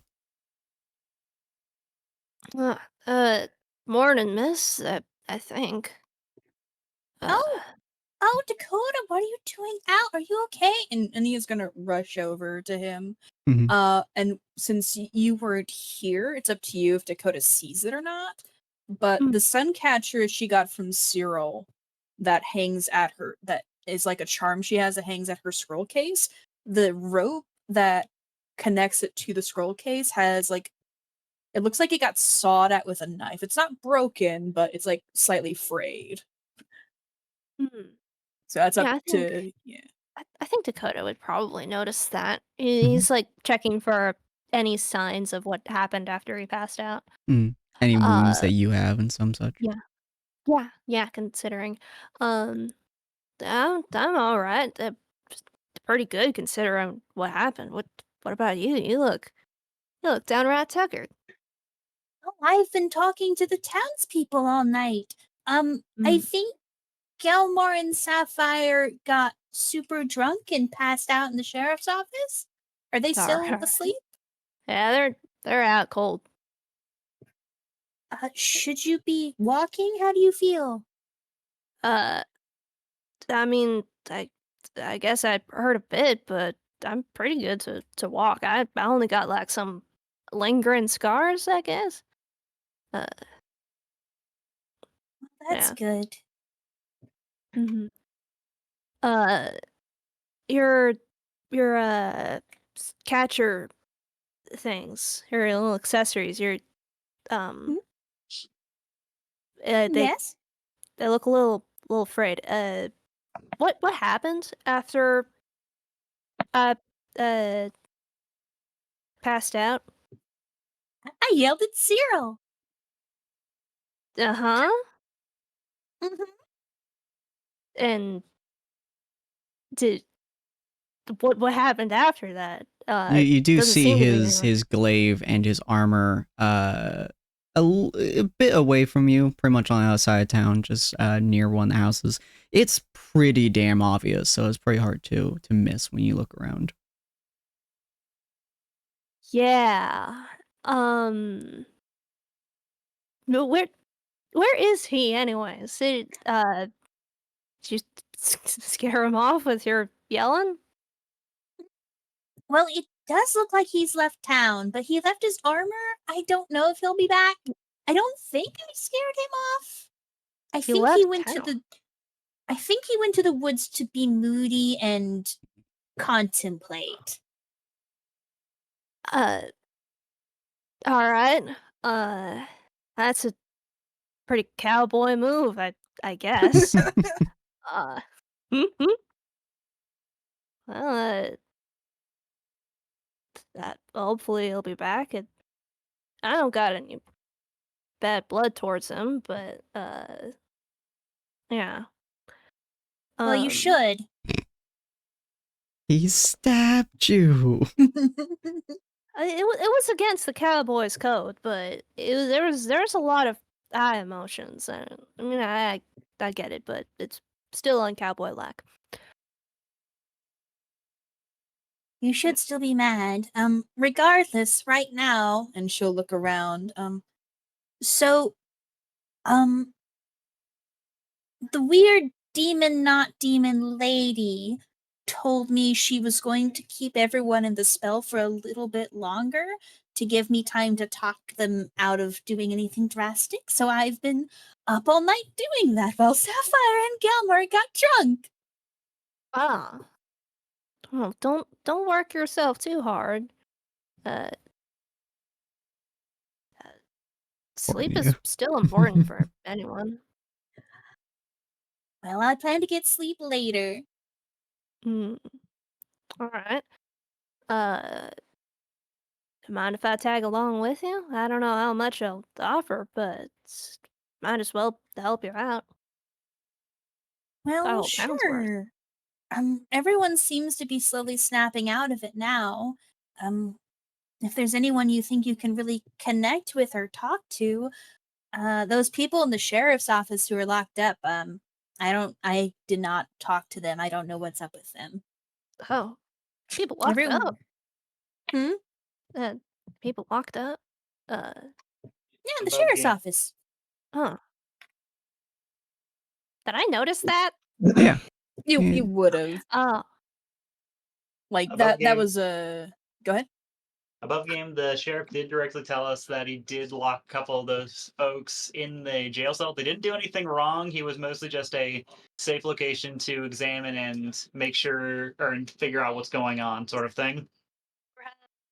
Yeah. I forgot about that. Well, I don't think you were here. Oh, well, that explains why I forget about that. Yeah. But yeah, they were just there. You would have in character known they're there. Okay. All right.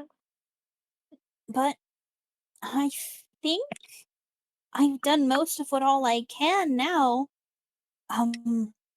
It's not like I can be there all the time. Sin would Ania have she would have tried to go to the farm outskirts because she's there's a few houses over there. Yeah. Would you say she did that, or is that a thing to do? Yeah, you probably would have been able to go out to the outskirts and stuff. It takes a little longer, like 40 or so minutes to get there. But yeah, you can you go over there, kind of talk with them, and they're weirdly enough, they're doing a lot better than like everyone else does. Oh, interesting. Yeah, they don't Too seem to stupid to really be be affected sad. all that much. Okay. But Well, do you want to talk about what happened? You say you have no ill will towards Cyril. The lady just sort of disappeared. She didn't even look like she got damaged. She just left.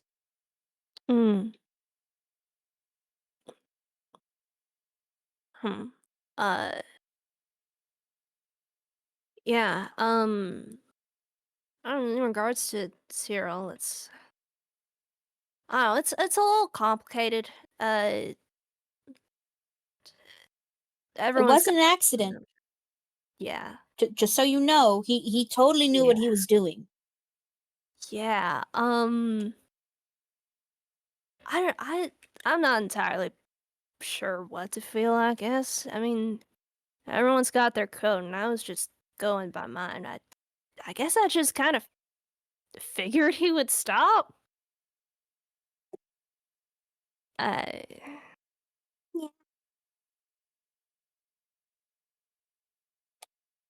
I don't know if you should be up and about, but talking to people should be fine. I guess we can Yeah. stay out here until Cyril comes back, or Sapphire and Gelmar wake up and wonder where you went. Mm-hmm. They might panic a little bit. Yeah. Yeah, It's that's fine. The both of them immediately, that's fine. Nice. Ah. So I guess what do Ania. Oh, go ahead. Yeah. So what do you think, Miss, what do you think we should do if Cyril doesn't come back? Well, we do have the stones. We could yell at him with the stones, ask him to come back. Fair If enough. they 25-word bursts. if they don't reach, that's a very bad sign, but I don't think he would do anything drastic. Mhm. If he doesn't respond, but it does go through, I guess we get Sapphire to track him? I mean, he's pretty tall. He probably leaves some sort of trail. Mhm. Yeah, all right. That sounds good. Cool. I guess we just try to console more more trying people. Yeah. Probably both Gelmar and Sapphire are usually early risers, so probably another like 40 or so minutes, 30 to 40 minutes. The two of you would start kind of like waking up just a little bit. With a hell of a hangover. Cheap booze does not give you a good experience when you wake up. So both of you just kind of wake up, you're like, your heads are definitely pounding, you're definitely need just a fucking bucket of water basically down your gullet. The sheriff out cold. He's not getting back up for a while. But yeah, the two of you start waking up a little bit. You do see that Dakota is not in the room, although you are hearing folks talking outside. Although you can't quite tell who. Just imagine just like groggily wake up, slowly rising up out of the chair. What time is it? Before just like reaching for his water skin and starts drinking. Turns over towards the cot, sees that Dakota's not there, and that snaps him awake at the very least. Just starts spewing water out of his mouth like, oh, what the fuck? Probably before proceeding to hear the outdoor noises and quickly run up to a window or something to see what's going on. Mm-hmm. You could definitely see Dakota and Ania chatting with folks. Some of them look significantly sadder than others, but others don't seem to really just kind of going about their day for the most part, which probably would put you slightly at ease. Although Dakota is still walking with a slight injury. They look slightly injured. So, well, I mean, I was gonna go down that direction anyway, so fair. check both. And Sapphire, you're just waking up as well. What are you doing? I'd like to imagine Gelmar's the reason why I wake up. Freaking out about Dakota. Oh my god! Sapphire's just like, what the fuck? Why are you so loud? Why is the world spinning? I have to before he sees it, probably, or before he sees where Dakota is, just like we have a problem. Dakota is suddenly gone. Panicking isn't gonna help. I mean, I also don't really know if he's in a position to be up and at him yet. Well, you still don't want to panic, even if we find them. We need calm minds.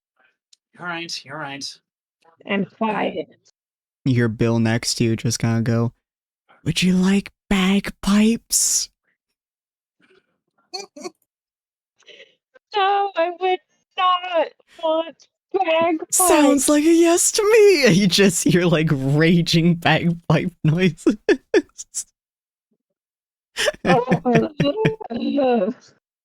Bill's the worst roommate.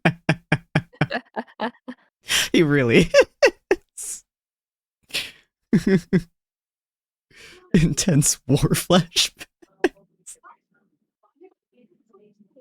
Yeah, pretty much. I dunked my head in the bucket. It works. It was a very nice cooling relief sensation as the bagpipes are slightly drowned out by the water rushing into your ears. And the water would be good for aiding in the hangover, I'd imagine, as well. Oh yeah, it's a surprisingly nice feeling. Although it does wake you the absolute fuck up for sure. Yeah, I still reach for coffee. Yeah, as you reach for it, you just hear the sheriff muttering like 90% asleep, like, my coffee. My coffee. I would imagine by now. My coffee now. I would imagine in the time it takes for her to go and get that set up, I probably would have gone to the window and seen Dakota there. Yeah. Okay, that makes you feel better. Crisis averted. He's over with Nia. Well, kind of crisis averted. We should probably check in. Maybe Elong, he says, walking over to the desk and picking up his sending stone before making way back towards the door. Mm-hmm. I don't really respond. I just do like a half-hearted Just grabbing the coffee and slowly walking out. Shortly, I will grab a cup for Ania. Fair enough. You take your time to wake up. I'll go see what's going on. He says as he goes out the door. Nice. All right. Two of you start heading out. Sapphire a little bit slower than you because she's getting coffee for both herself and Nia. But you walk over to the both of them.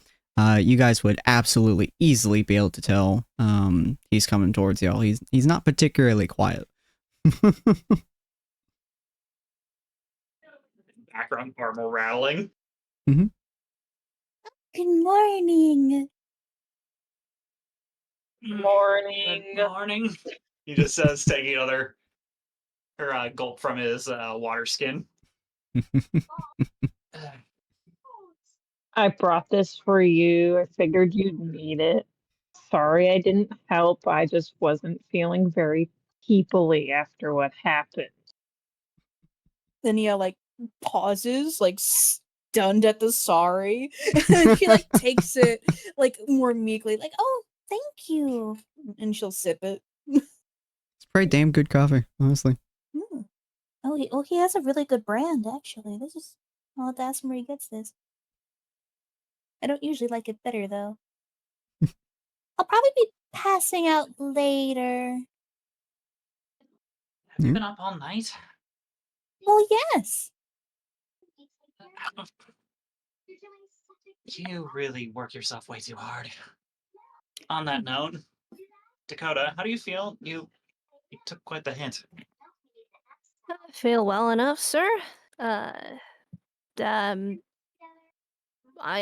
There's a little bit of lingering pain, but I'm up and functioning, so that's pretty good. Are you sure you should be up and about this early, though? I got it. I'm all right. I heard you had quite the night. When got all drunk with, was it Sapphire? Or? Yes, Sapphire and the sheriff. And the sheriff. Well, I couldn't in good conscience just leave you sitting there with no guard. Needed to do something while we waited, though. In I needed retrospect, to drinking drown my probably was brain. not the best choice. Feeling all right after that? I'll be all right. Just give me a few half-hour-ish. I just need something better to wake myself up. He just says, fine, or draining the rest of his water skin. Mm. The world is too loud. Oh, Cyril Ah. left the town, by the way. You guys do see his armor and his glaive. I can't decide if that makes me feel better or worse. I figure after you guys wake up, if he hasn't come back, we can track him down. Or maybe you guys can and I can go sleep in the sheriff's office. I mean, I was going to recommend you do that anyway. Another. My brain is failing me. You're Take your more time. fun. On an unrelated note, what exactly is going on? Everyone else seems a lot more distressed than usual. Well, before she left, the not demon lady talked to me in my head and told me because yes? Well, it's just like talking to you in your head. That's Well, wasn't she doing that with everyone? was she? She I mean, was I giving you imagine guys that's what- the dreamscapes in your head, but yeah. I imagine that's what she was doing with my sister. Oh. Although that is a point actually. Dakota consistently kept breaking her connection with him. So. Yeah, Dakota didn't hear voices, just chains and like freedom. The Yeah. sound of freedom. Sound of Alright, freedom. there's like a little bit. I didn't realize there was full on conversations. Well, she talked to me in my head, and because I asked her to, release the people gently, she said she would give me some time to talk with them before she released the control, and then she would do it slowly. So I've been up all night talking to the villagers, making sure they wouldn't do anything drastic. And looks like her control is leaving now. I don't know if we need to remove the box or anything. Is there anything we can do to help? Any specific individuals you haven't reached yet? Oh, I've talked to everyone, but And she'll like look around and she'll say, me talking to them can only do so much, though. I can't really relate to most of the people here, and I'm afraid my very cheery attitude at this point, now that they're out of their stupor, may come across a little bit condescending.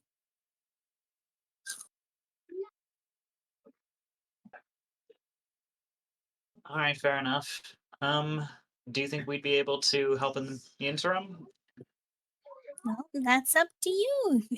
Maybe just walk around town, and if you see anyone you believe that you could relate to, try to talk to them. The idea is that they've lost whatever happiness they had, and I don't know how they're going to deal with it going forward.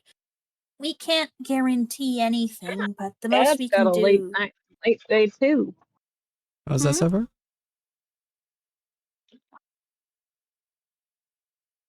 I'm sorry, I forgot my mic was on. I was talking to my mom.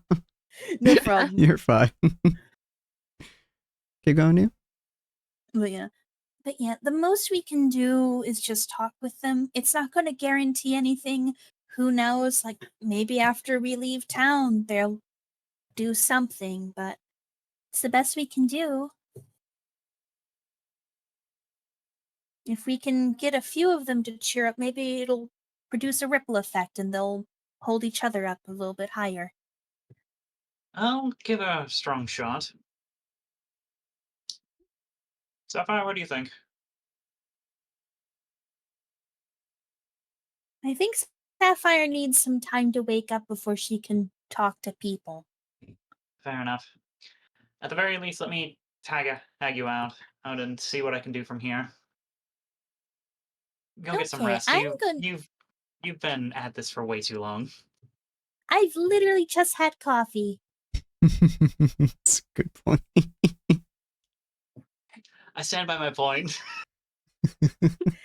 Well, I will go sit down, and maybe even though I've had coffee, I'll pass out once I sit down. We'll see how that goes. And she's gonna go tag out to the sheriff's office. Except she's going to lie, and instead she's going to talk to the people who are in the jail cell. I mean, you went to the sheriff's office, and you are sitting down. Yeah, they sheriff's office folks, they seem confused more than anything else. Neither one you can really get what like profession they're in. You're not even sure if they have a profession in town. They seem to just be like people who wander and help out where needed, basically. Just folks who were raised in the town and just kind of have lived in it for so long. So they don't really have anything for or against being happy or not, because they don't really have a sense of where they're going, which is also probably why they haven't been doing anything the last like couple of days in the sheriff's office. They don't have a reason to do anything. So you talking with them, they're out of their stupor. It's just like they have just as much direction as they had before all this happened, and that's not a lot. And yeah, Gelmar, you're able to walk around a little bit, talk with a few people. The blacksmith specifically, you have a good long conversation with, share some tips and other tools and stuff like that. He's quite a bit older than you are in terms of like maturity progression. He's like a 45-year-old human, roughly speaking. So he's been at this for quite long whiles. So he's able to give you a few tips and trade back and forth some information. He seems genuinely happy to have someone to talk about blacksmithing with for probably the first time in quite a while. After Sapphire is more awake and more keen to the world without wanting to stab Bill. If she would like, she can also talk with folks, and they give her a very similar reception of just interaction and such. Dakota, what are you doing? I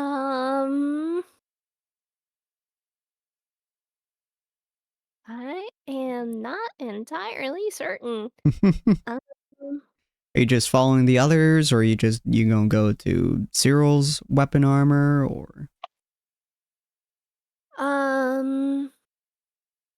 Man, I can like check up Cyril's weapons and armor, I think. Yeah. Yeah. I'd like to just go search for him.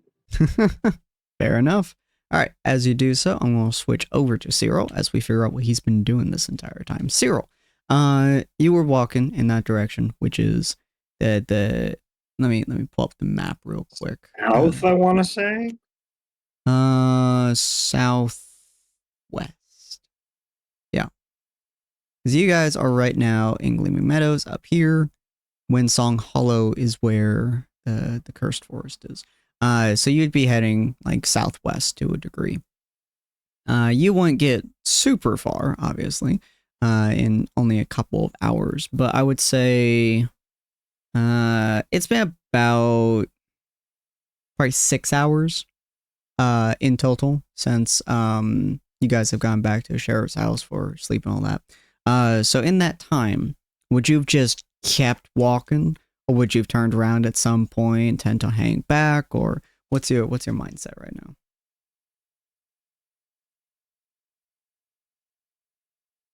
I think I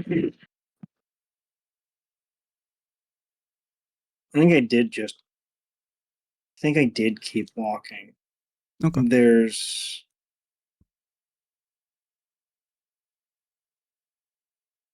I think there's a part of me that's hoping that I can somehow figure it out. What the fuck I'm doing? Fair.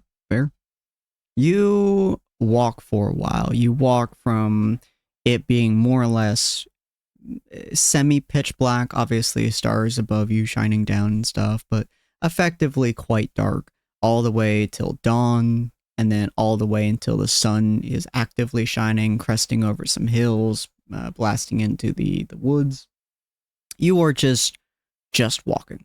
That has just been what you're doing. You are stuck in your own head. You're not really wearing any armor.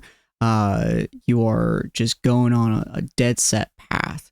Whether you notice it or not is up to you, but a lot of the animals around are giving you quite a wide breath.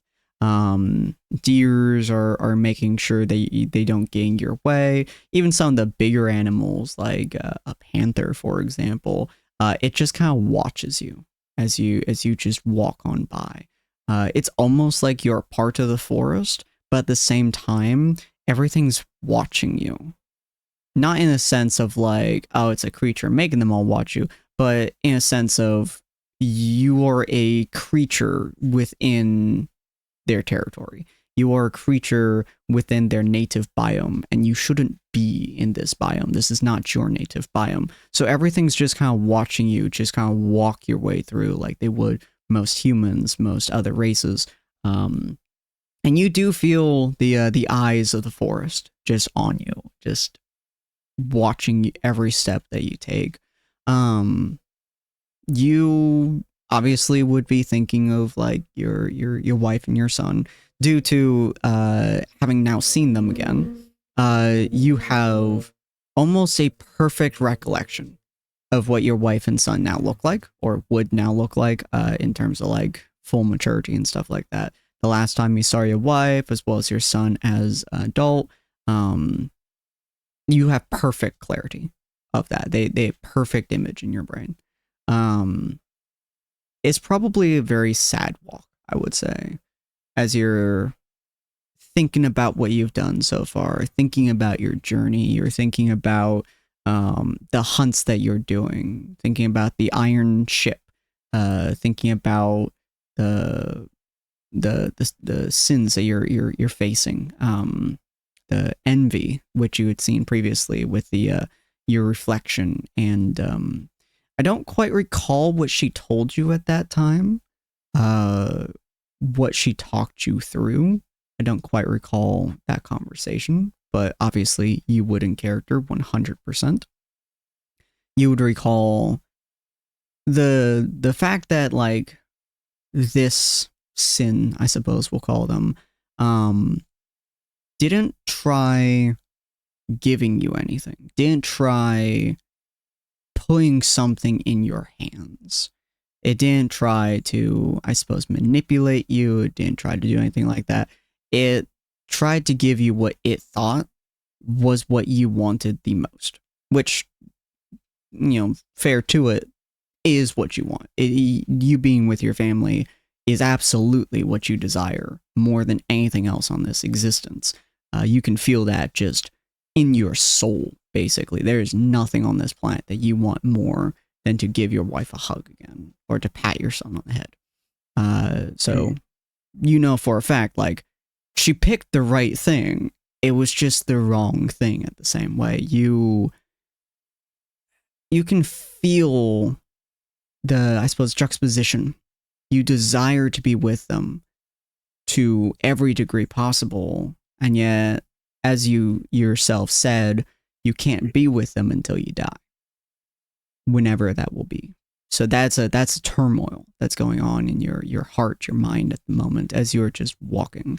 How is Cyril kind of weighing that?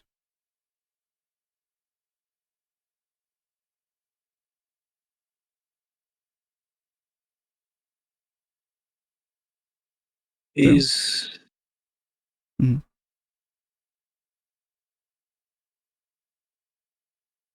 funny enough, like it's strangely enough, he's actually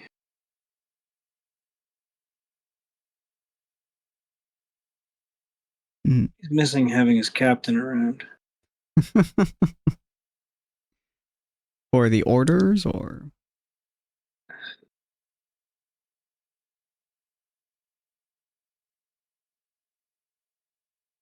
somebody that was just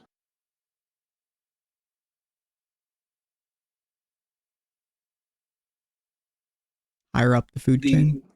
Well, no, it was that somebody that like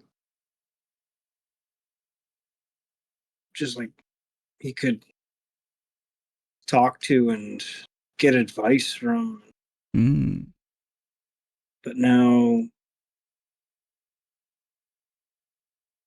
he's kind of realizing that, like, it's really his job.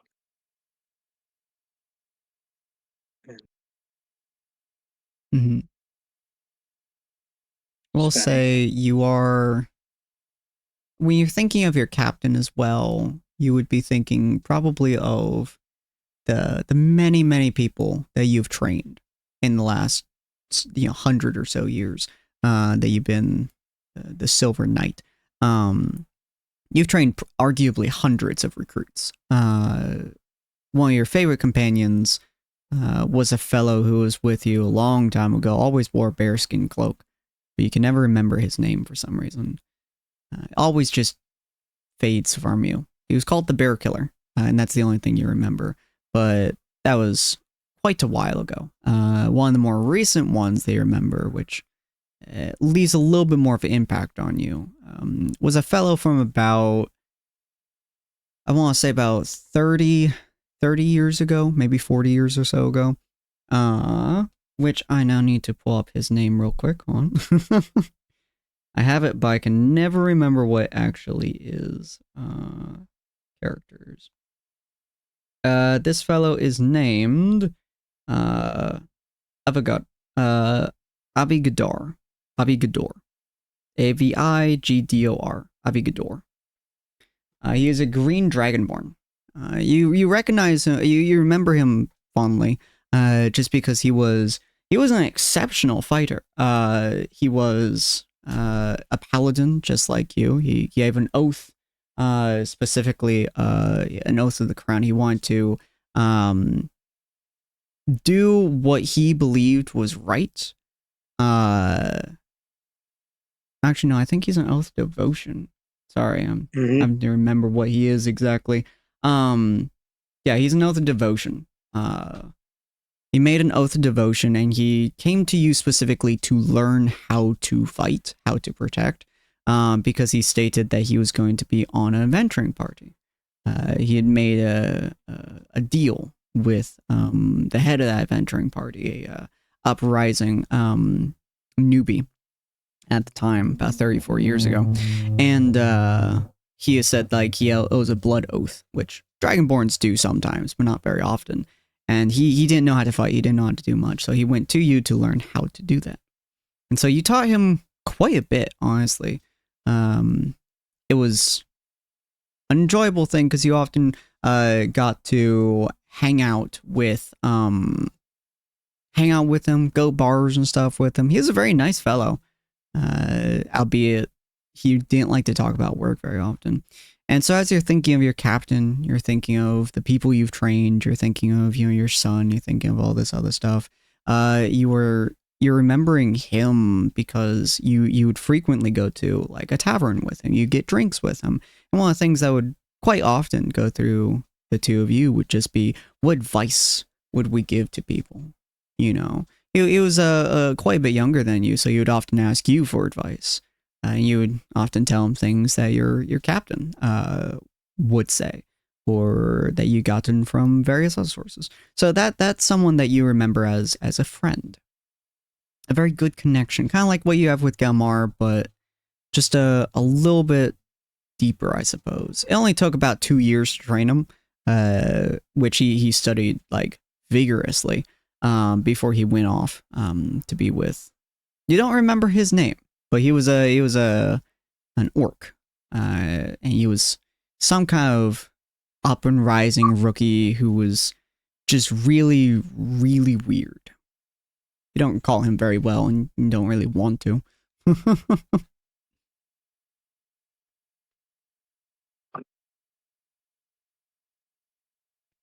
But yeah, that's a lot of what would be going in your head when you think of like companions, when you think of friends, when you think of people to talk to, is him. You would be thinking of obviously your current party. You'd be thinking of Bear Killer. Be thinking of your captain. All of those would just kind of rumble around with you, jumble in your head, walk a fine line between memory and hope.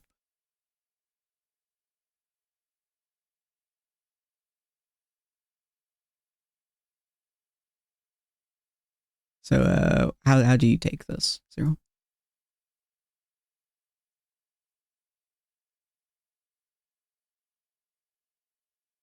I just.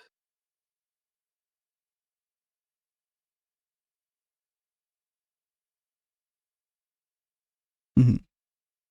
What would you think of me now?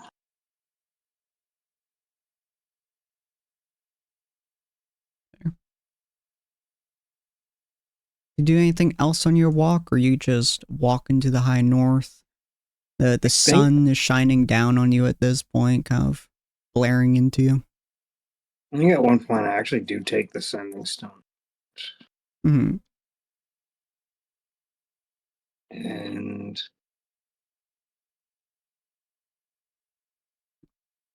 I've never tried it before. But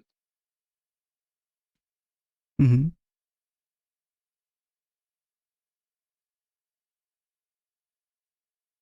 I'm gonna try and. I know I'm more than certain he's still out there in that forest. Mm-hmm.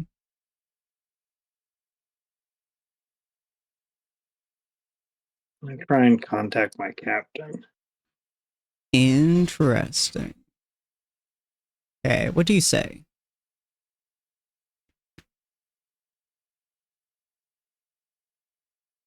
Done something terrible. Something I'm not even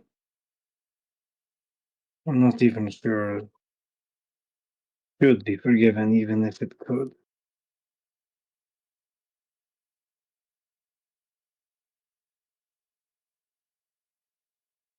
If you're out there,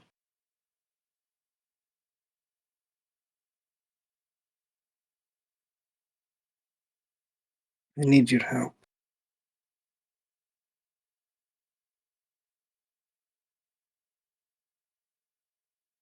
You don't hear anything for a while, actually. About 5 minutes straight go by.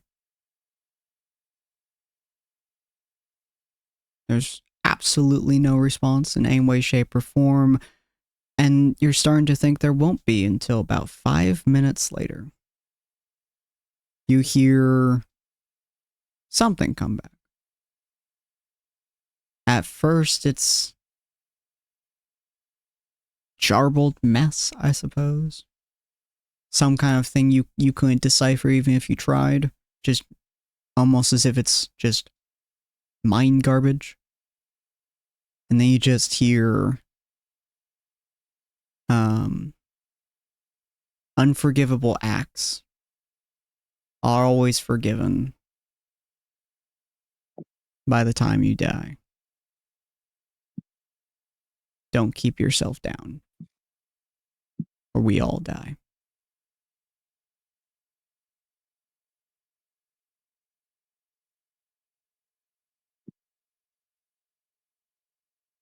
And that is just cut off at that point.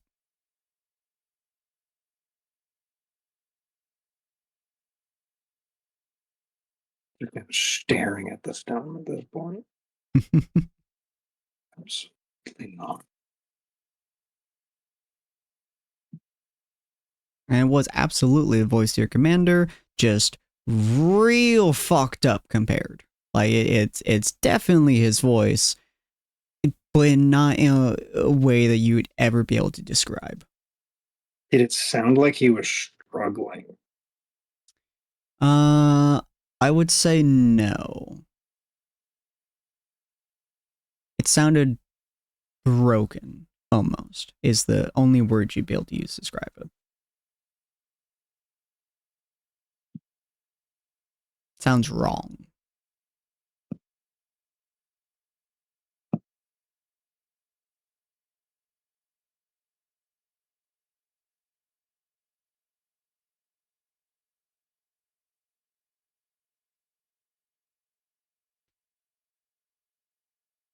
Is there any other way you respond?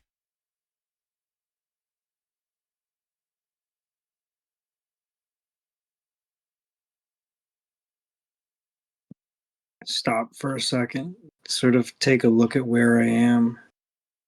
Mm-hmm. I know I'm too far away from the forest.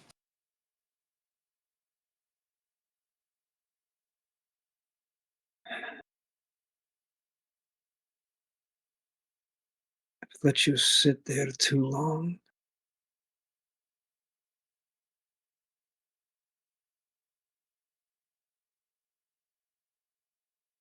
But even just last night's events, I know I'm not strong enough yet.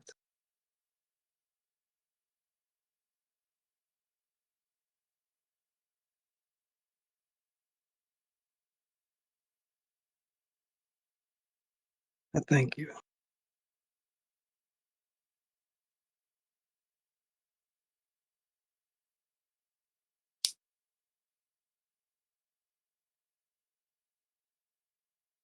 Thank you so much.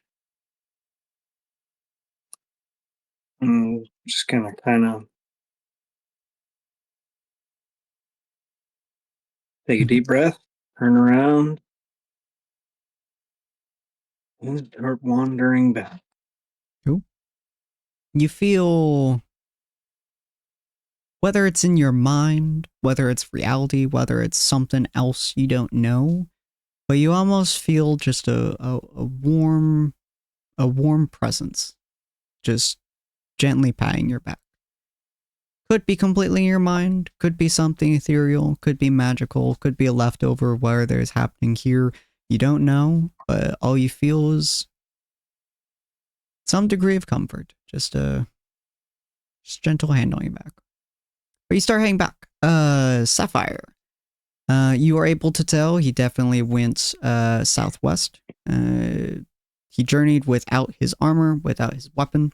And it looks like he, from the footsteps at least, it's he just straight ahead. There's no deviance. There's no movement left and right. There's no indication it's a gentle cadence. He's just walking and walking hard. So he's probably just going to continue going that straight line for quite some time, unless something interferes with it. So tracking him would not be particularly difficult.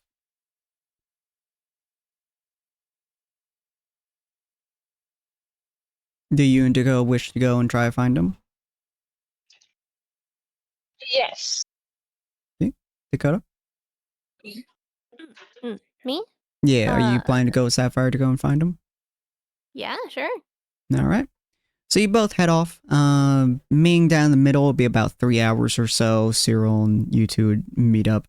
So after about 3 hours where Galmar is chatting with most of the crew, Ania is talking with the folks, and they kind of trade off every now and again, talking with like the sheriff and stuff. But about 3 hours Ania's later, asleep now. yeah, Nia passes the fuck out. Sheriff like She's looks on at the her for a floor. second, passes back out on his desk. And yeah, Galmar's just interacting with the whole town.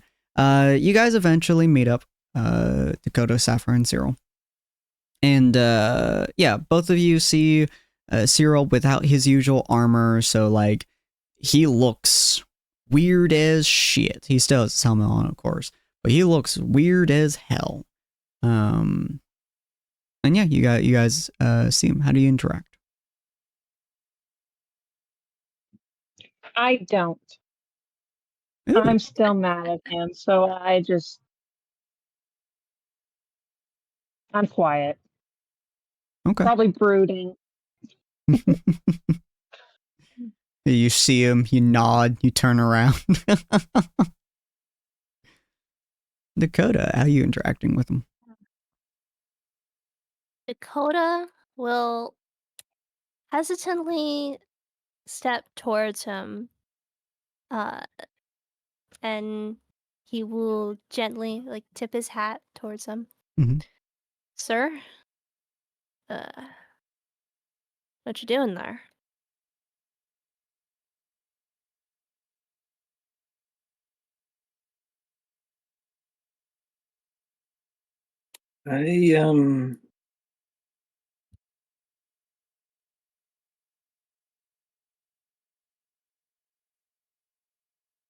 I needed to get some advice. Hmm. And I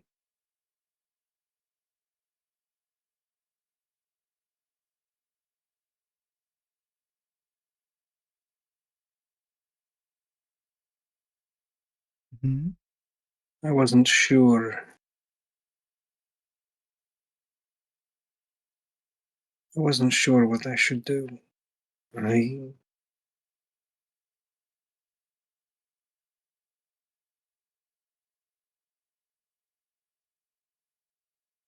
become exactly what I've been hunting for years. Mm. And This thing.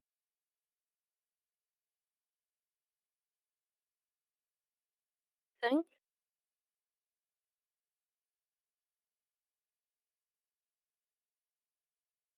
And what the advice tell you?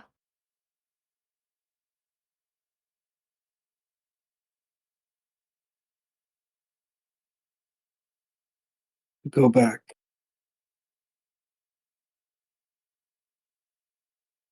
Mm. To try again.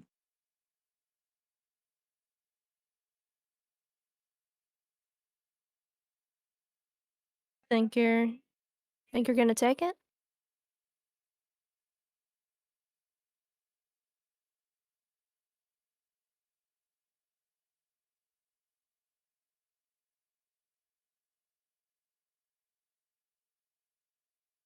I want to. But I'm not sure if I deserve that. I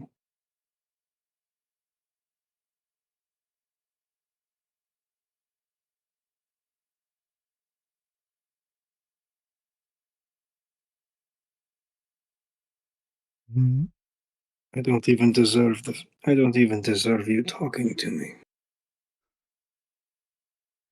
Oof. This, all this, as I am. And he motions to himself. And you kind of, for the first time, get a good look at what his body looks like underneath the poncho and the armor and all of that. The rib cage sticks out in like a weird fashion. There's scars all over the body, and there's one specific one, a symbol carved into his chest.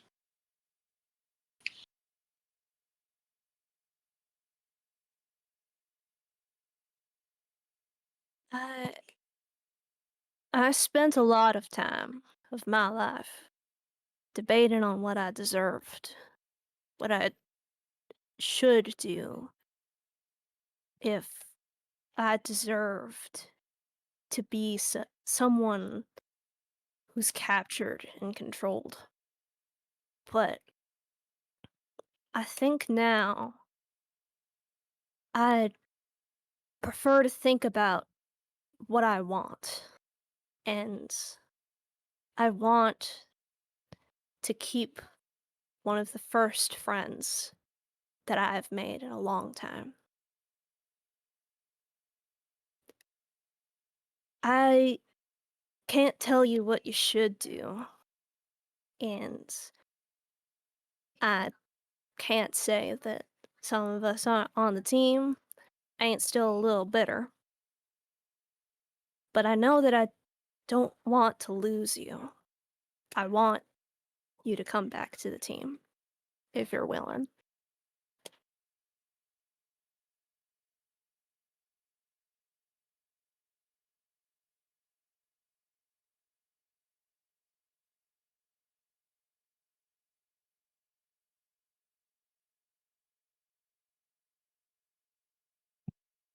I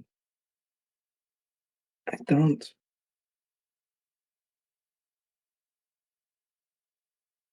I don't. I don't deserve this kindness.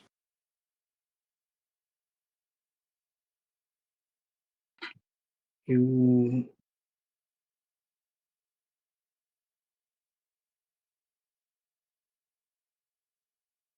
You, you've deserved better from the beginning. And I've just been selfish.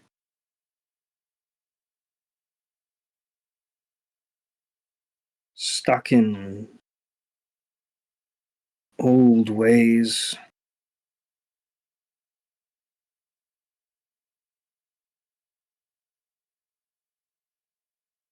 And buried too deep in my own head.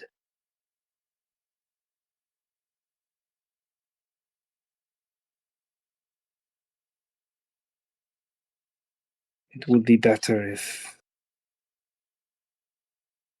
I don't know. I think it would feel more right if you were more angry.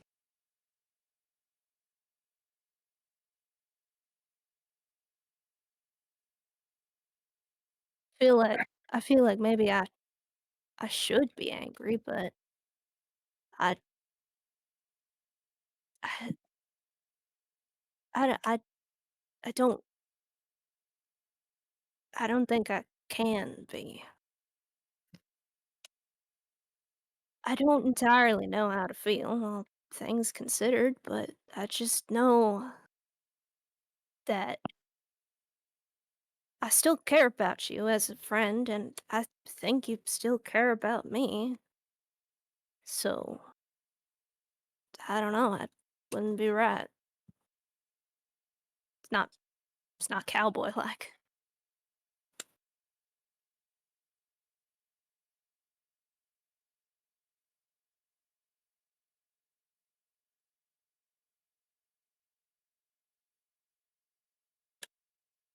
Perhaps.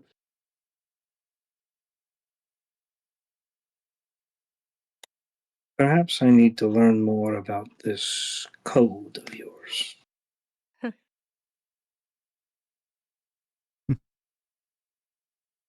I mean, he kind of rustles around in his bag and pulls out the Dakota Rider book. I don't mean from a book. Oh, I mean from someone living. oh. I have.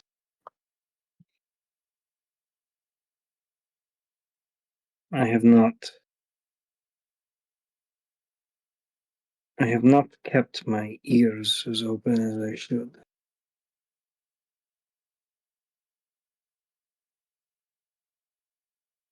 I've been too cold in my focus.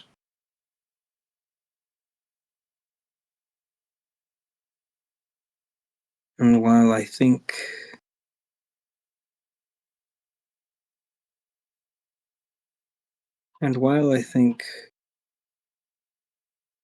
Arn, he touches the symbol on his chest, would be proud of that.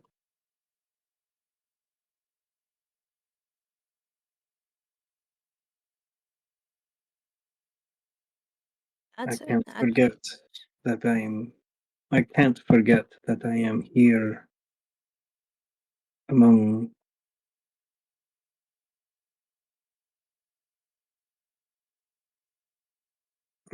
you.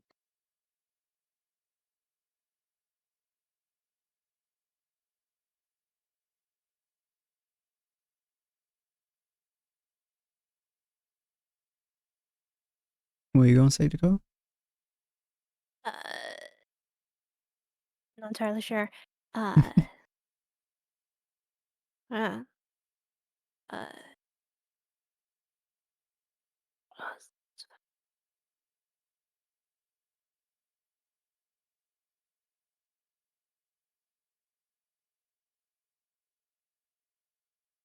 Mm-hmm. Uh,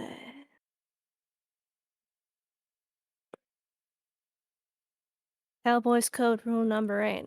All creatures, great or small, scales or feathers or skin, are equal so long as they can think and live. I think that whatever you're looking for, I think it's always something you can find, no matter what it is you end up blaming yourself for.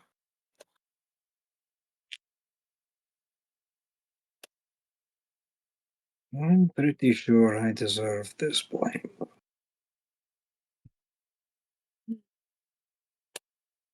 Kind of like cocks his head and stares at the scar.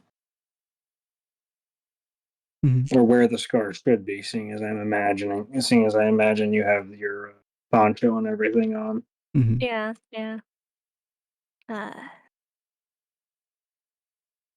He kind of like reaches up like a hand towards where he still feels the scar. Uh, I don't know. I don't think it's a matter of what you deserve. I've done a number of bad things in my life, but I think that I can still find my own freedom, that I can still be a hero, so long as I keep chasing what it means to be one. I can still atone for what I've done. And I think that you can too. I don't blame yourself. I don't blame you for it. What happened?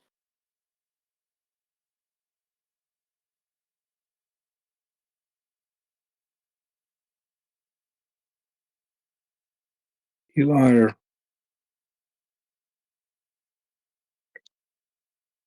too kind.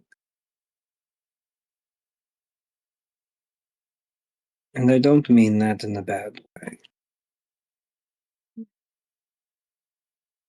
If any among us were to be considered a hero,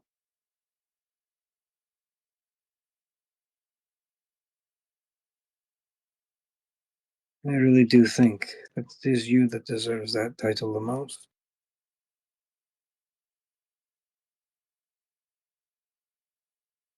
Thank you, sir. That means more than you think. I I think I consider you a hero too.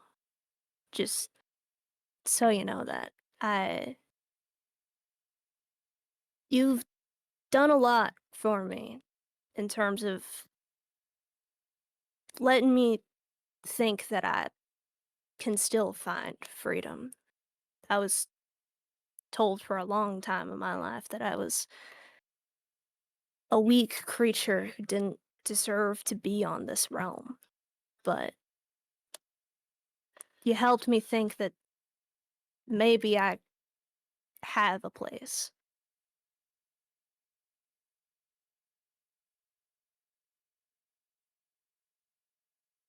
I do hope that one day, when I'm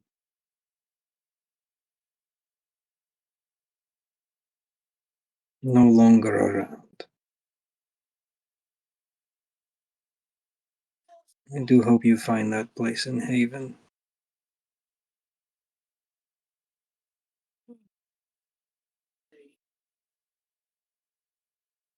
Maybe so. I think for some time I have been merely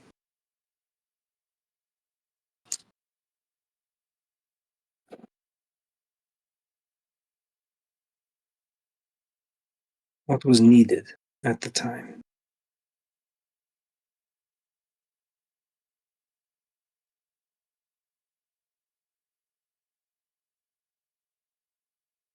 You, on the other hand,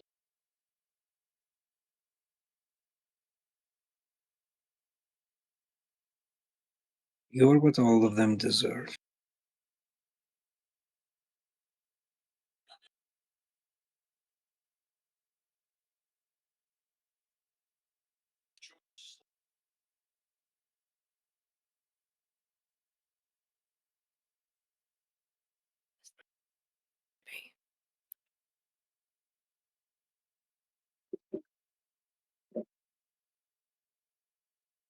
Any response to that, Dakota?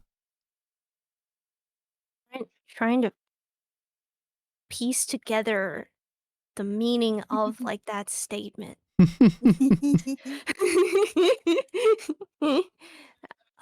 He's someone the sea needs, but you're the person the sea deserves. Oh. It just clicked in my head. Oh. Yeah. Yeah. Mhm. I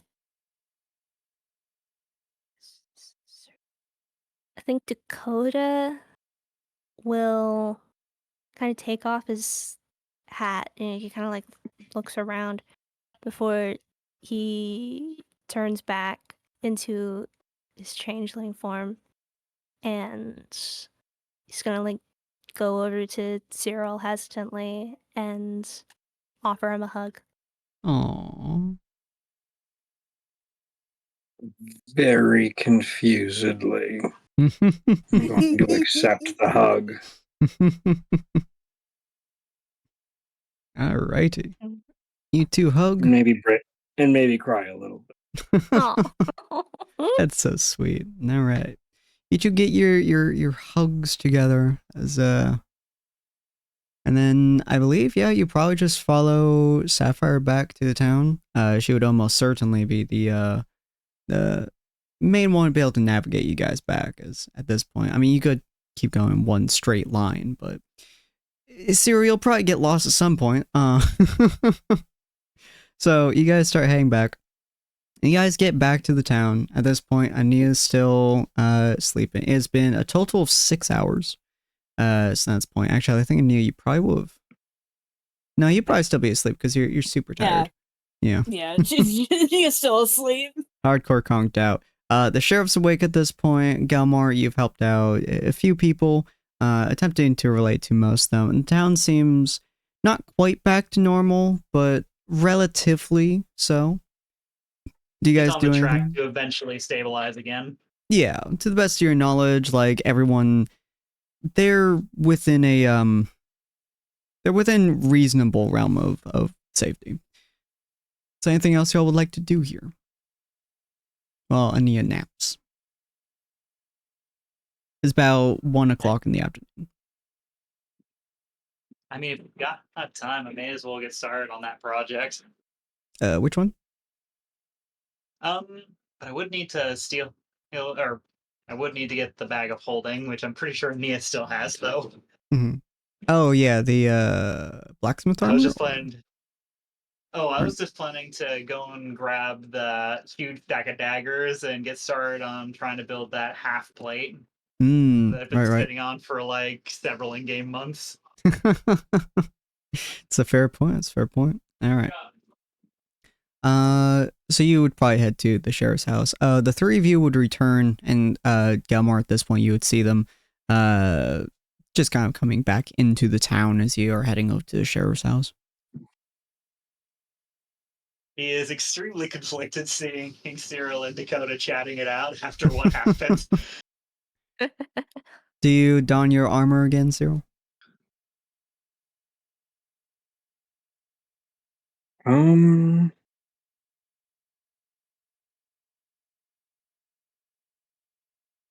I think so. Okay. Now, a very important question for all of you as Cyril has gotten his arm back on. You all have... Do you guys remember the guild badges I talked about a long while ago? Yeah, me and Sapphire have the books, while everyone else has the shields. Yeah. So the guild badges are physical items. You usually have them either in your equipment or on your person, whichever one you prefer at the time. Usually you have them on your person if you're going to guild restricted areas in order to announce that you are guild, specifically the Star Shadow Valley or Star Shadow Kingdom. Just to allow you entrance and stuff. So I assume most of you guys have your guild badges tucked away or like somewhere on your person. Servants. Just keep the insignia somewhere. Yeah. I have to just say I use it as like a button on my coat. You could, absolutely. Where do all of you have your stuff? Ania? Is it recommended to have it out or hidden? Generally speaking, if you have it out, most places will recognize that you are part of the guild and they would usually follow you to the guild, but it does make you a larger target for bandit groups, generally speaking. So it just kind of depends on how your venturing party usually goes and where you're going. Okay. Ania Man, that's probably... some high achieving bandit groups.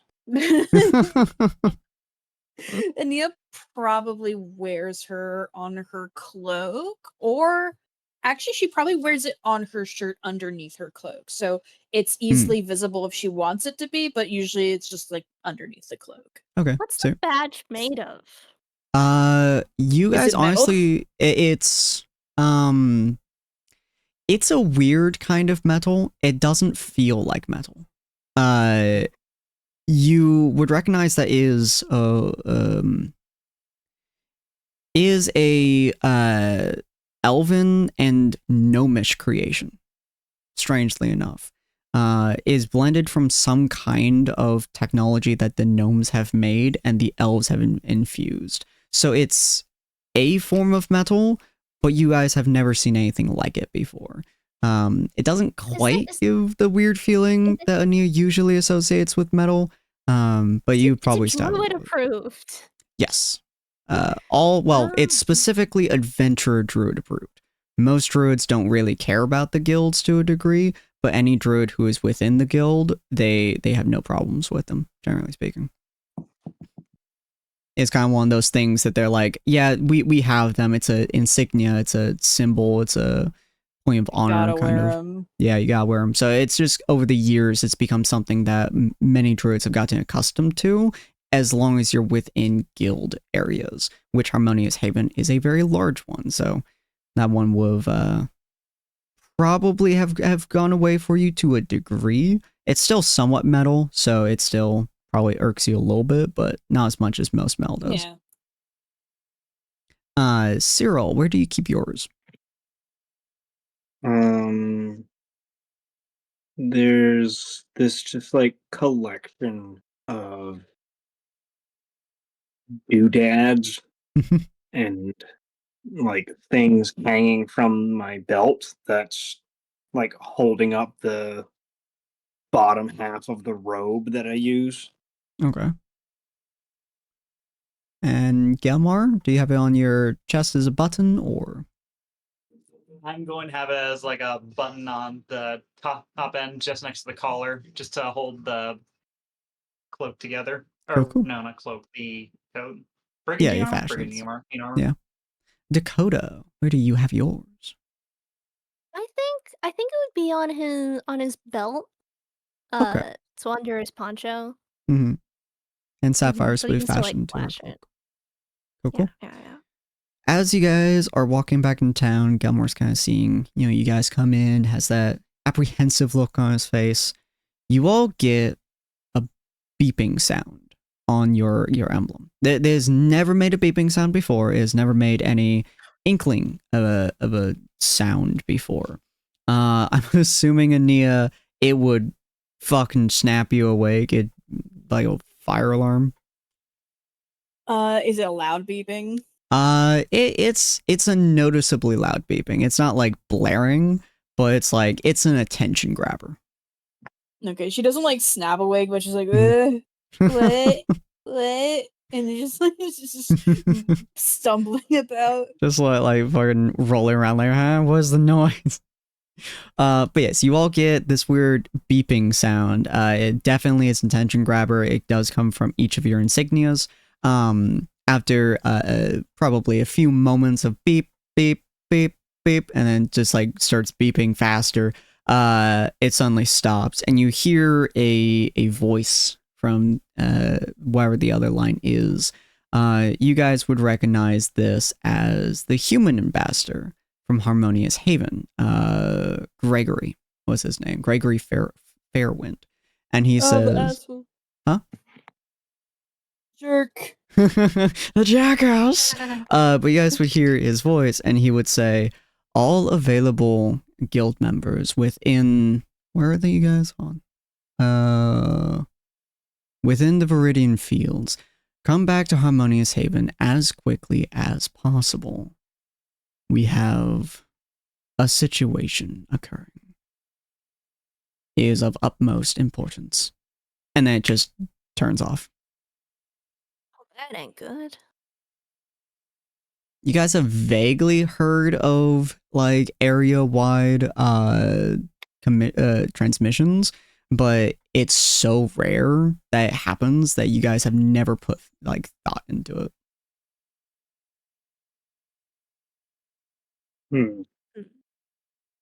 This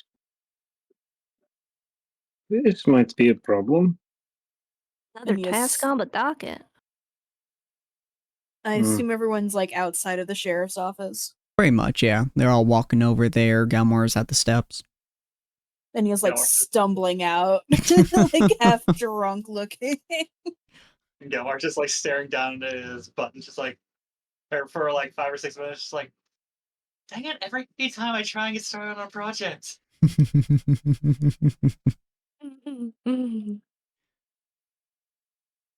We're not supposed to be in Viridian Fields.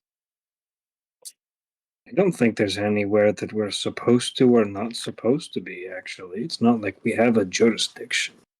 Yeah, but if we go back, they're gonna question us. About? Why we're here. I think out of What do all you of us, mean? they might question me. Because we were over in the other continent, and we made a report from the continent, and now we're here. I see And your she's like half point. asleep rambling. If they question us about that, just... We could just tell them we found another wizard that had teleported us somewhere else. Wizard. Wizard. Yeah. Or we partially tell them the truth. We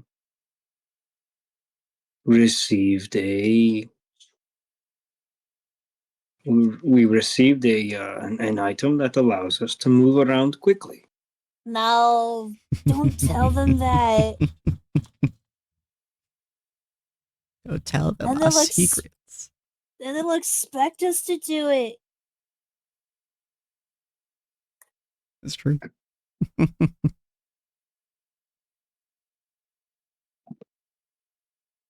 We will have to make it up as we go along, I suppose.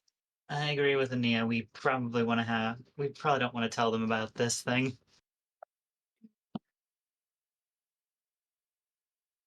We can tell them a wizard had. Does Dimension Door work like that? Could we have, like, Dimension Doored over? I'm gonna go back to bed. And she's like turns around before anyone responds and starts to walk back into the office. I have no qualms with carrying you back. I could even put in your bedroll if that would be more at your taste. And she turns back around. Sleepy time. We could just put her on the back of the stag. This way all of us have our hands free. And Sapphire asks, why do we have to tell them that we were here? Because the elven ambassador knows that we were at the tree. And if we go back, the elven ambassador is gonna be like, why are you here so quickly? I mean, she might not ask. I would imagine the Elven Ambassador is back in the Shadow Star Kingdom, right? They only come No, to... she hates that place. But doesn't she only come to the Haven when she's actively in a meeting there? I don't remember. I think that's something I would know. You would know, Cyril, that generally speaking, she's only there for meetings or impromptu emergency ones. However, she does stay longer than the other two ambassadors, mostly because, again, elves see the world very differently. So for her, 3-4 weeks, a month or two means about the same as everyone else's day. So for her, she's barely spending time there. She might still be there, but she might also have bigger problems. Are we going right now? I don't think this is a when you're ready kind of call. We can, and he just takes he takes and puts his fingers up inside of his helmet, and this just like high pitched whistle that rings out of the helmet. Sorry for everyone with a hangover. Nia's gonna like bap him with her staff. Schwarp. And the stag will come trotting over from wherever it was. Mm-hmm. We can always put you on his back, and comfortably you could sleep all the way there. Hooray. You guys We're not hear... like a days away. It's gonna You're take us, about like, 2 multiple days away days. from Harmonious Haven. Okay. Yeah. You hear... The stag just sticks around, though, so... Yeah, you hear from behind you a very soft voice who says, you could also take a cart. It's Alice's voice. And Nia turns around. Right, she was fun to join us, wasn't she? Oh, you wanted to come? Do you still want to do that? If you'll have me, I have a cart already. It was a journey I was planning to make at some point, but you all seem ready already, and that sounds like an important message. So you're welcome to share my cart with me if you'd like to drag it along. Oh, does anyone else from the town want to go? No, all of them, I wish to get their bearings a little bit, spend some time feeling the world, so to speak. Going to be a rough transition. Hope at the very least it's not too long. Hope at the very least they find peace. That's the only thing we can hope for. And Nia's she's trying to wake herself up, and she's like walking over. How's your arm? Do you still have bug inside? She kind of looks down at her arm, and you can see the pink splotches are kind of gone. She goes, it's okay. I don't see anything that's here. It kind of faded after over the last few hours. That's correct me? good. Is the lump gone too, or? Yeah. Okay. It seems whatever you all did, it definitely removed them, for sure. I am both sorry and a little bit not sorry. Some will have a harder time adjusting than others. For me, I'm doing what they was desiring me to do anyways, so it's not too different for me. So do what you feel like to do to make the reality it offers your own. Easier it for some real. than others. And Nia's gonna take out a gold piece and offer it to her. Oh, I don't need any money. It's gonna help, right? Yes. leave me a few days in town. You will probably need a little bit of extra for the first couple days anyway. Uh, okay. She kind of like gently grabs the gold coin. I could always give her an introduction to one of the livery Oh, bonds. yeah. Delivery points. You could take her to the stable where you're keeping Fluffy. Yes. I miss Fluffy. Mm. I have officially retired him, so What? he is enjoying himself. He is enjoying himself. Oh, I'll have to give him special love then. I'm We sure go he into misses you. very dangerous places, and even as brave as Fluffy is, he doesn't belong. Well, we can take my wagon. It's all set up for. She kind of looks up at your gigantic elk. I normally something smaller than this fantastic creature, but I can't adjust.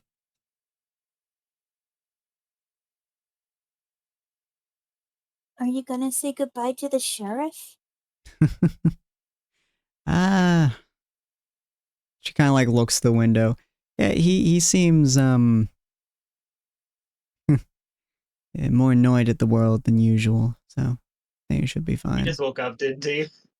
He's been in and out for the last few hours. He drank a lot. And he is gonna like. I better at least tell him the situation before we leave. Okay. I'm gonna. And maybe get coffee. I'm gonna While say she everything. does that, while she does that, if you want, we can try to figure out a harness for my friend here. Sure. Yeah, she'll bring you to the stable house. Do all that fun stuff. Yeah, we'll tell the sheriff all what's going on, where you guys are going and stuff. And he just kind of like grunts and raises his coffee at you. He's like, "Good luck. It's party seems like a bundle of joy to be around."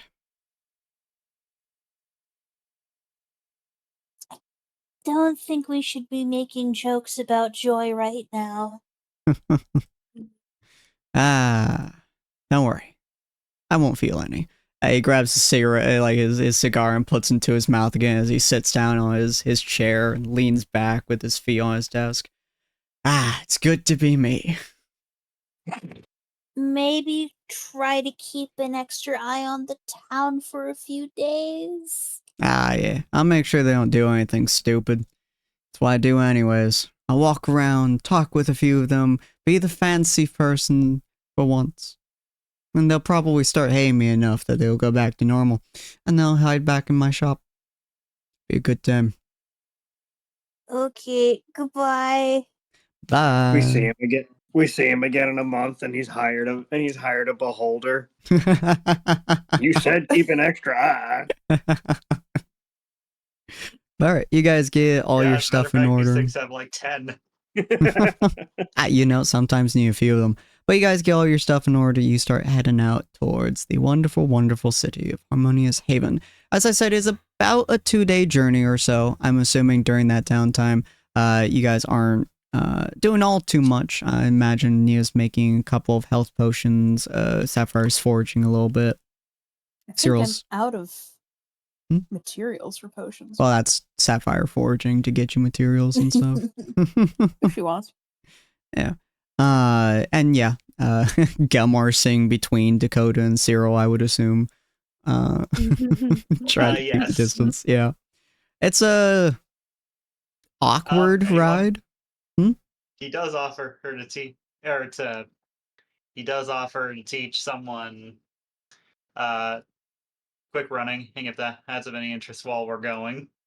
Quick running? Teach someone what? I'm basically offering an opportunity to teach the mobile feed through a new means of running around. Just figure that's something you could do while we're on route. To ignore Dakota difficult terrain. I think Dakota might be interested in that. Probably be very useful for you, actually. The Yeah. full effects of mobile. Your base movement speed gets a +10. You now ignore the effects of all non-magical rough terrain. And when you launch an attack against a creature, that creature can no longer take opportunity attacks against you until the start of your next turn. Yeah, I think Dakota might be interested in that. Yeah. Cool. A lot of it is you running with the cart. This is mobile. This is the mobile feat. Yes. Yeah, lot of training. This is the first time Ania has shown interest in a particular training session, but she does not go through with it because it requires running. Well, it's a lot, right? You basically are watching Dakota just like run for most of the hours that y'all are on the road, running for several hours, stopping for a couple, running for more several hours, dodging, hopping over terrain, all this fun stuff. Essentially learning how to be quick on his feet. Parkour! Yeah. But after several camping sessions, after you guys get all the way back to Harmonious Haven, the way we're going to leave off this session is you guys are coming up onto Harmonious Haven, which I don't recall if the map is still full of crap, so hold on just a second. Takes a little bit longer to load. There we go.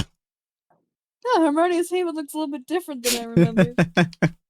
They really enjoy their scribbling. I can tell they enjoyed. I can tell. Ooh, fancy.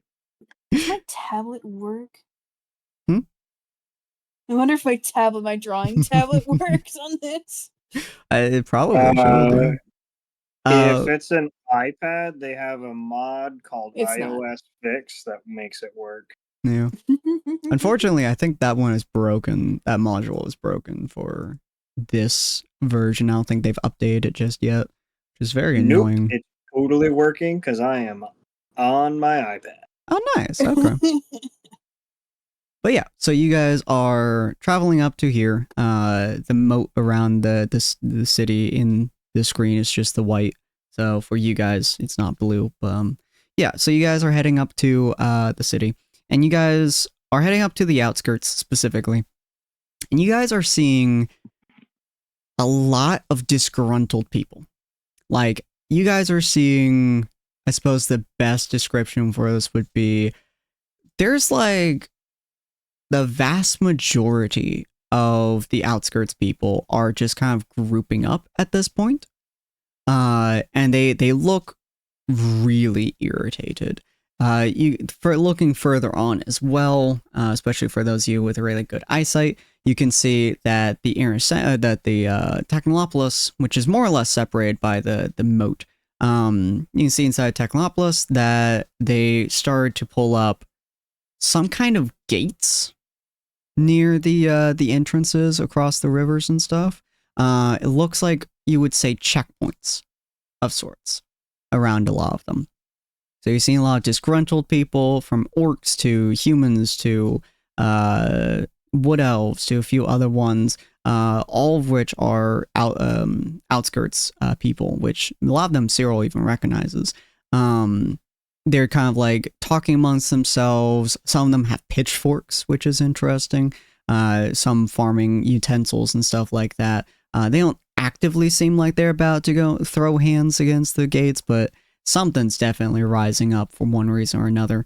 And yeah, are you guys going straight through the outskirts, through one of the paths to the town, or?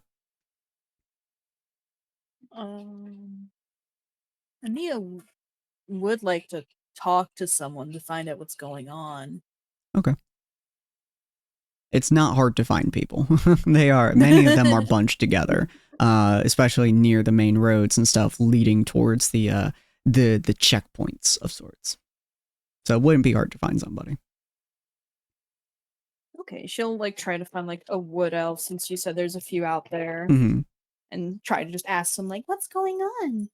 You see, it's a probably, I think wood elves reach full maturity around 100, about the same as humans, 20 and then 100. So probably around like a 150-year-old wood elf. Like they're kind of low, but not super. And they look at you and definitely young adult. And he looks at you and he goes, "Oh, you notice him look at Gelmar's insignia specifically for a second. He goes, the Technopsis is create these checkpoints of sorts. They're not letting outskirts members in. There was an orc just recently. He was standing near the near the south entrance, which you guys are a little bit away from. But he was standing near the south entrance. We didn't think too much about him until he started having. It seemed like a party of his. He had a few insignias. He was a Blades guild member. And a few of his other party members come on by. It's not too uncommon for us to see guild members, of course, like you all in the outskirts. But things got really bad when we saw a human and a gnome coming out of Technolopolis. It's not too common we see gnomes coming out, especially not out here. But they walked up to his group and there was guards chasing them. That's a weird sight for sure. And well, the orc stated that he had injured one of the ambassadors, boasted about it, and that he was going to go and kill the Yuan-Ti. And when he comes back, he's going to rip apart Harmonious Haven by brick by brick. We had a different group just recently went after them to a degree. Can't remember what their names were, but they're, I don't know, some kind of Dawn something. I don't remember what they were. They were led by an orc too, so I guess they decided orc v orc was good. I don't know.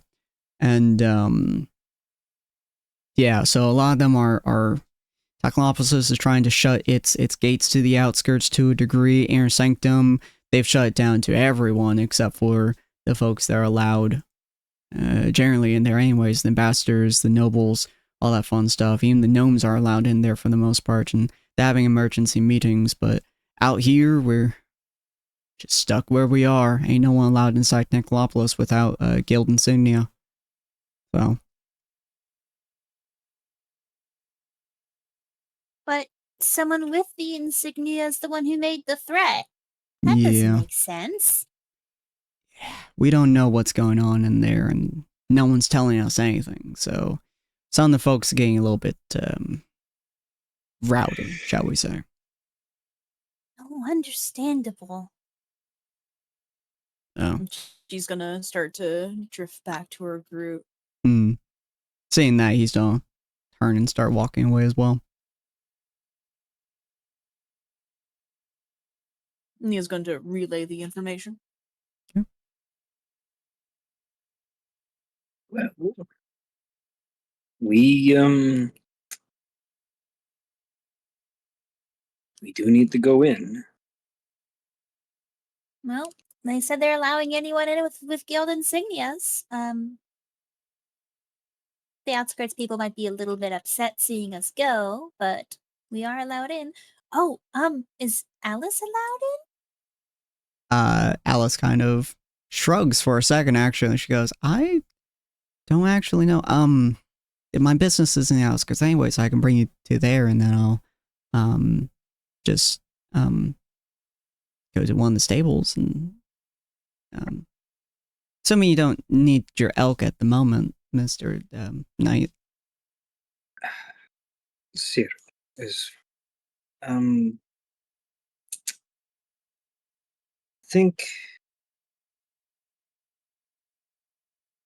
think it will still be good to have the extra hooves, so to speak. Okay. Yeah, I can. There's a stable over there. She points to what looks like a decent tavern. It's an outskirts tavern that Cyril recognizes, called the Wanderers or the Traveler's Rest. It's a little bit run down tavern, usually meant for like kind of a little bit more shady adventures and stuff. But it looks a lot better than it used to, like significantly better than last time you were inside of Harmonious Haven, like less than a month ago, which is kind of weird too. But there's a stable next to it, and she points out, and she's like, "I'm just gonna head over to that.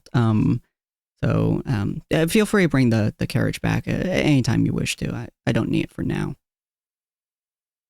We can unhook the cart and walk the rest of the way, I believe. Okay, that can work. So she brings the cart over to the stable. You guys unhook it and bring your elk with you all the way to the gates. And where we're going to be stopping is the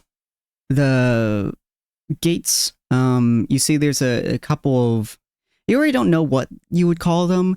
Maybe eyes, you would say. They're like little spheres. They're currently colored blue, and they're kind of like moving around at the top, kind of looking over the bit of a crowd that's forming in front of the gates. And the gates themselves are wood with iron, just kind of reinforcing it. And there's a gnome standing there, as well as what clearly is an orc with the Swords of Carmine badge on him, and he's clearly there as bodyguard, I suppose. But the gnome is like checking everyone. Yeah, the bouncer. And anyone who's coming up, they have to flash their symbol to him. He looks at it. He has to like puts his hand on it for some reason or another, and then he lets them go past. So that is where we're going to be ending it for today. You guys walking up to this gnome, him looking at you with I don't know if you would consider it to be suspicious look, or if it would be like a weary look or anything like that. Considering you just popped out of the crowd, it's not the most pleasant look to you. And yeah, that is where we're going to be ending it for now. Next episode, you guys are going to get to meet the wonderful and lovely Ray as her character, and you guys will get to see her character next week. But important information for next week. Next week, Friday, we'll be in the middle of one of my subathons. So we're actually, while we're doing the thing, we're going to have the subathon going. I'm going to put fucking timer somewhere, probably above Tyrant's Wrath or above one of you guys or something like that. So you guys will be able to see that. We're going to continue that all the way, regardless of the series that I'm doing. You guys will get that timer up. You guys will get to participate to the subathon, be able to hit those goals, all that fun stuff. But we are officially going to start that subathon next week, Thursday at 9 p.m. PST, or 9 a.m. PST. There's going to be some DBD that day. I don't know when, but we're going to do some DBD that day because I'm doing a collab with a couple of folks for DBD. We just had to pick an actual time for it. And it's going to be super, super fun, so feel free to join that. But if you guys are interested in more D&D, we have a sister campaign that goes on every Saturday at 6 p.m. PST with, oh my god, I'm blanking on names. With Rose, Wazzy, Bunny, Reverie, and a few other folks as well.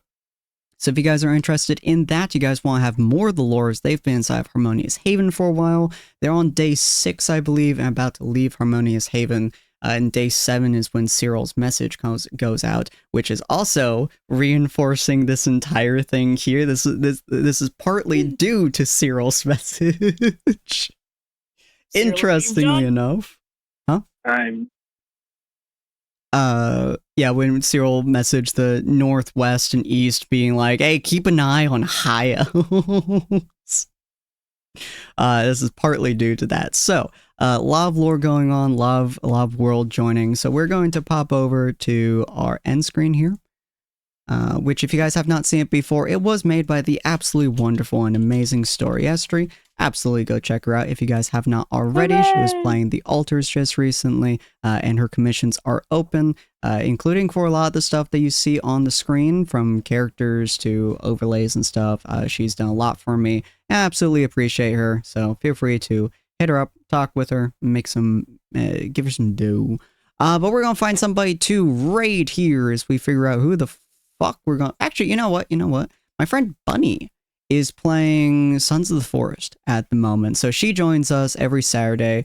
at 6 p.m. PST to play her character, Damien. If you guys are interested in her character, you guys can check out their information everywhere. But Bunny is an absolute sweetheart playing with one of her friends. We're going to go and pop over and visit her. I think she's still working on her audio to a degree, so it'd be just a fair warning. It's not going to be like the greatest audio in the world, but she is working on it, and I appreciate her ever so much. She might also have like fucking crowdsourcing or whatever on, so you guys can interact with her game maybe. I'm not really sure how that shit works, but if you guys are interested in all that content, feel free to hit that or copy that raid message. Not hit that raid button, that's my job. Copy that raid message. We're gonna pop over to her, say hi, give her a little bit of love, annoy the shit out of her, and we'll see her tomorrow as well. Have a good night, ladies and gentlemen, and we'll see you guys next time. Bye. Bye. Night. Great.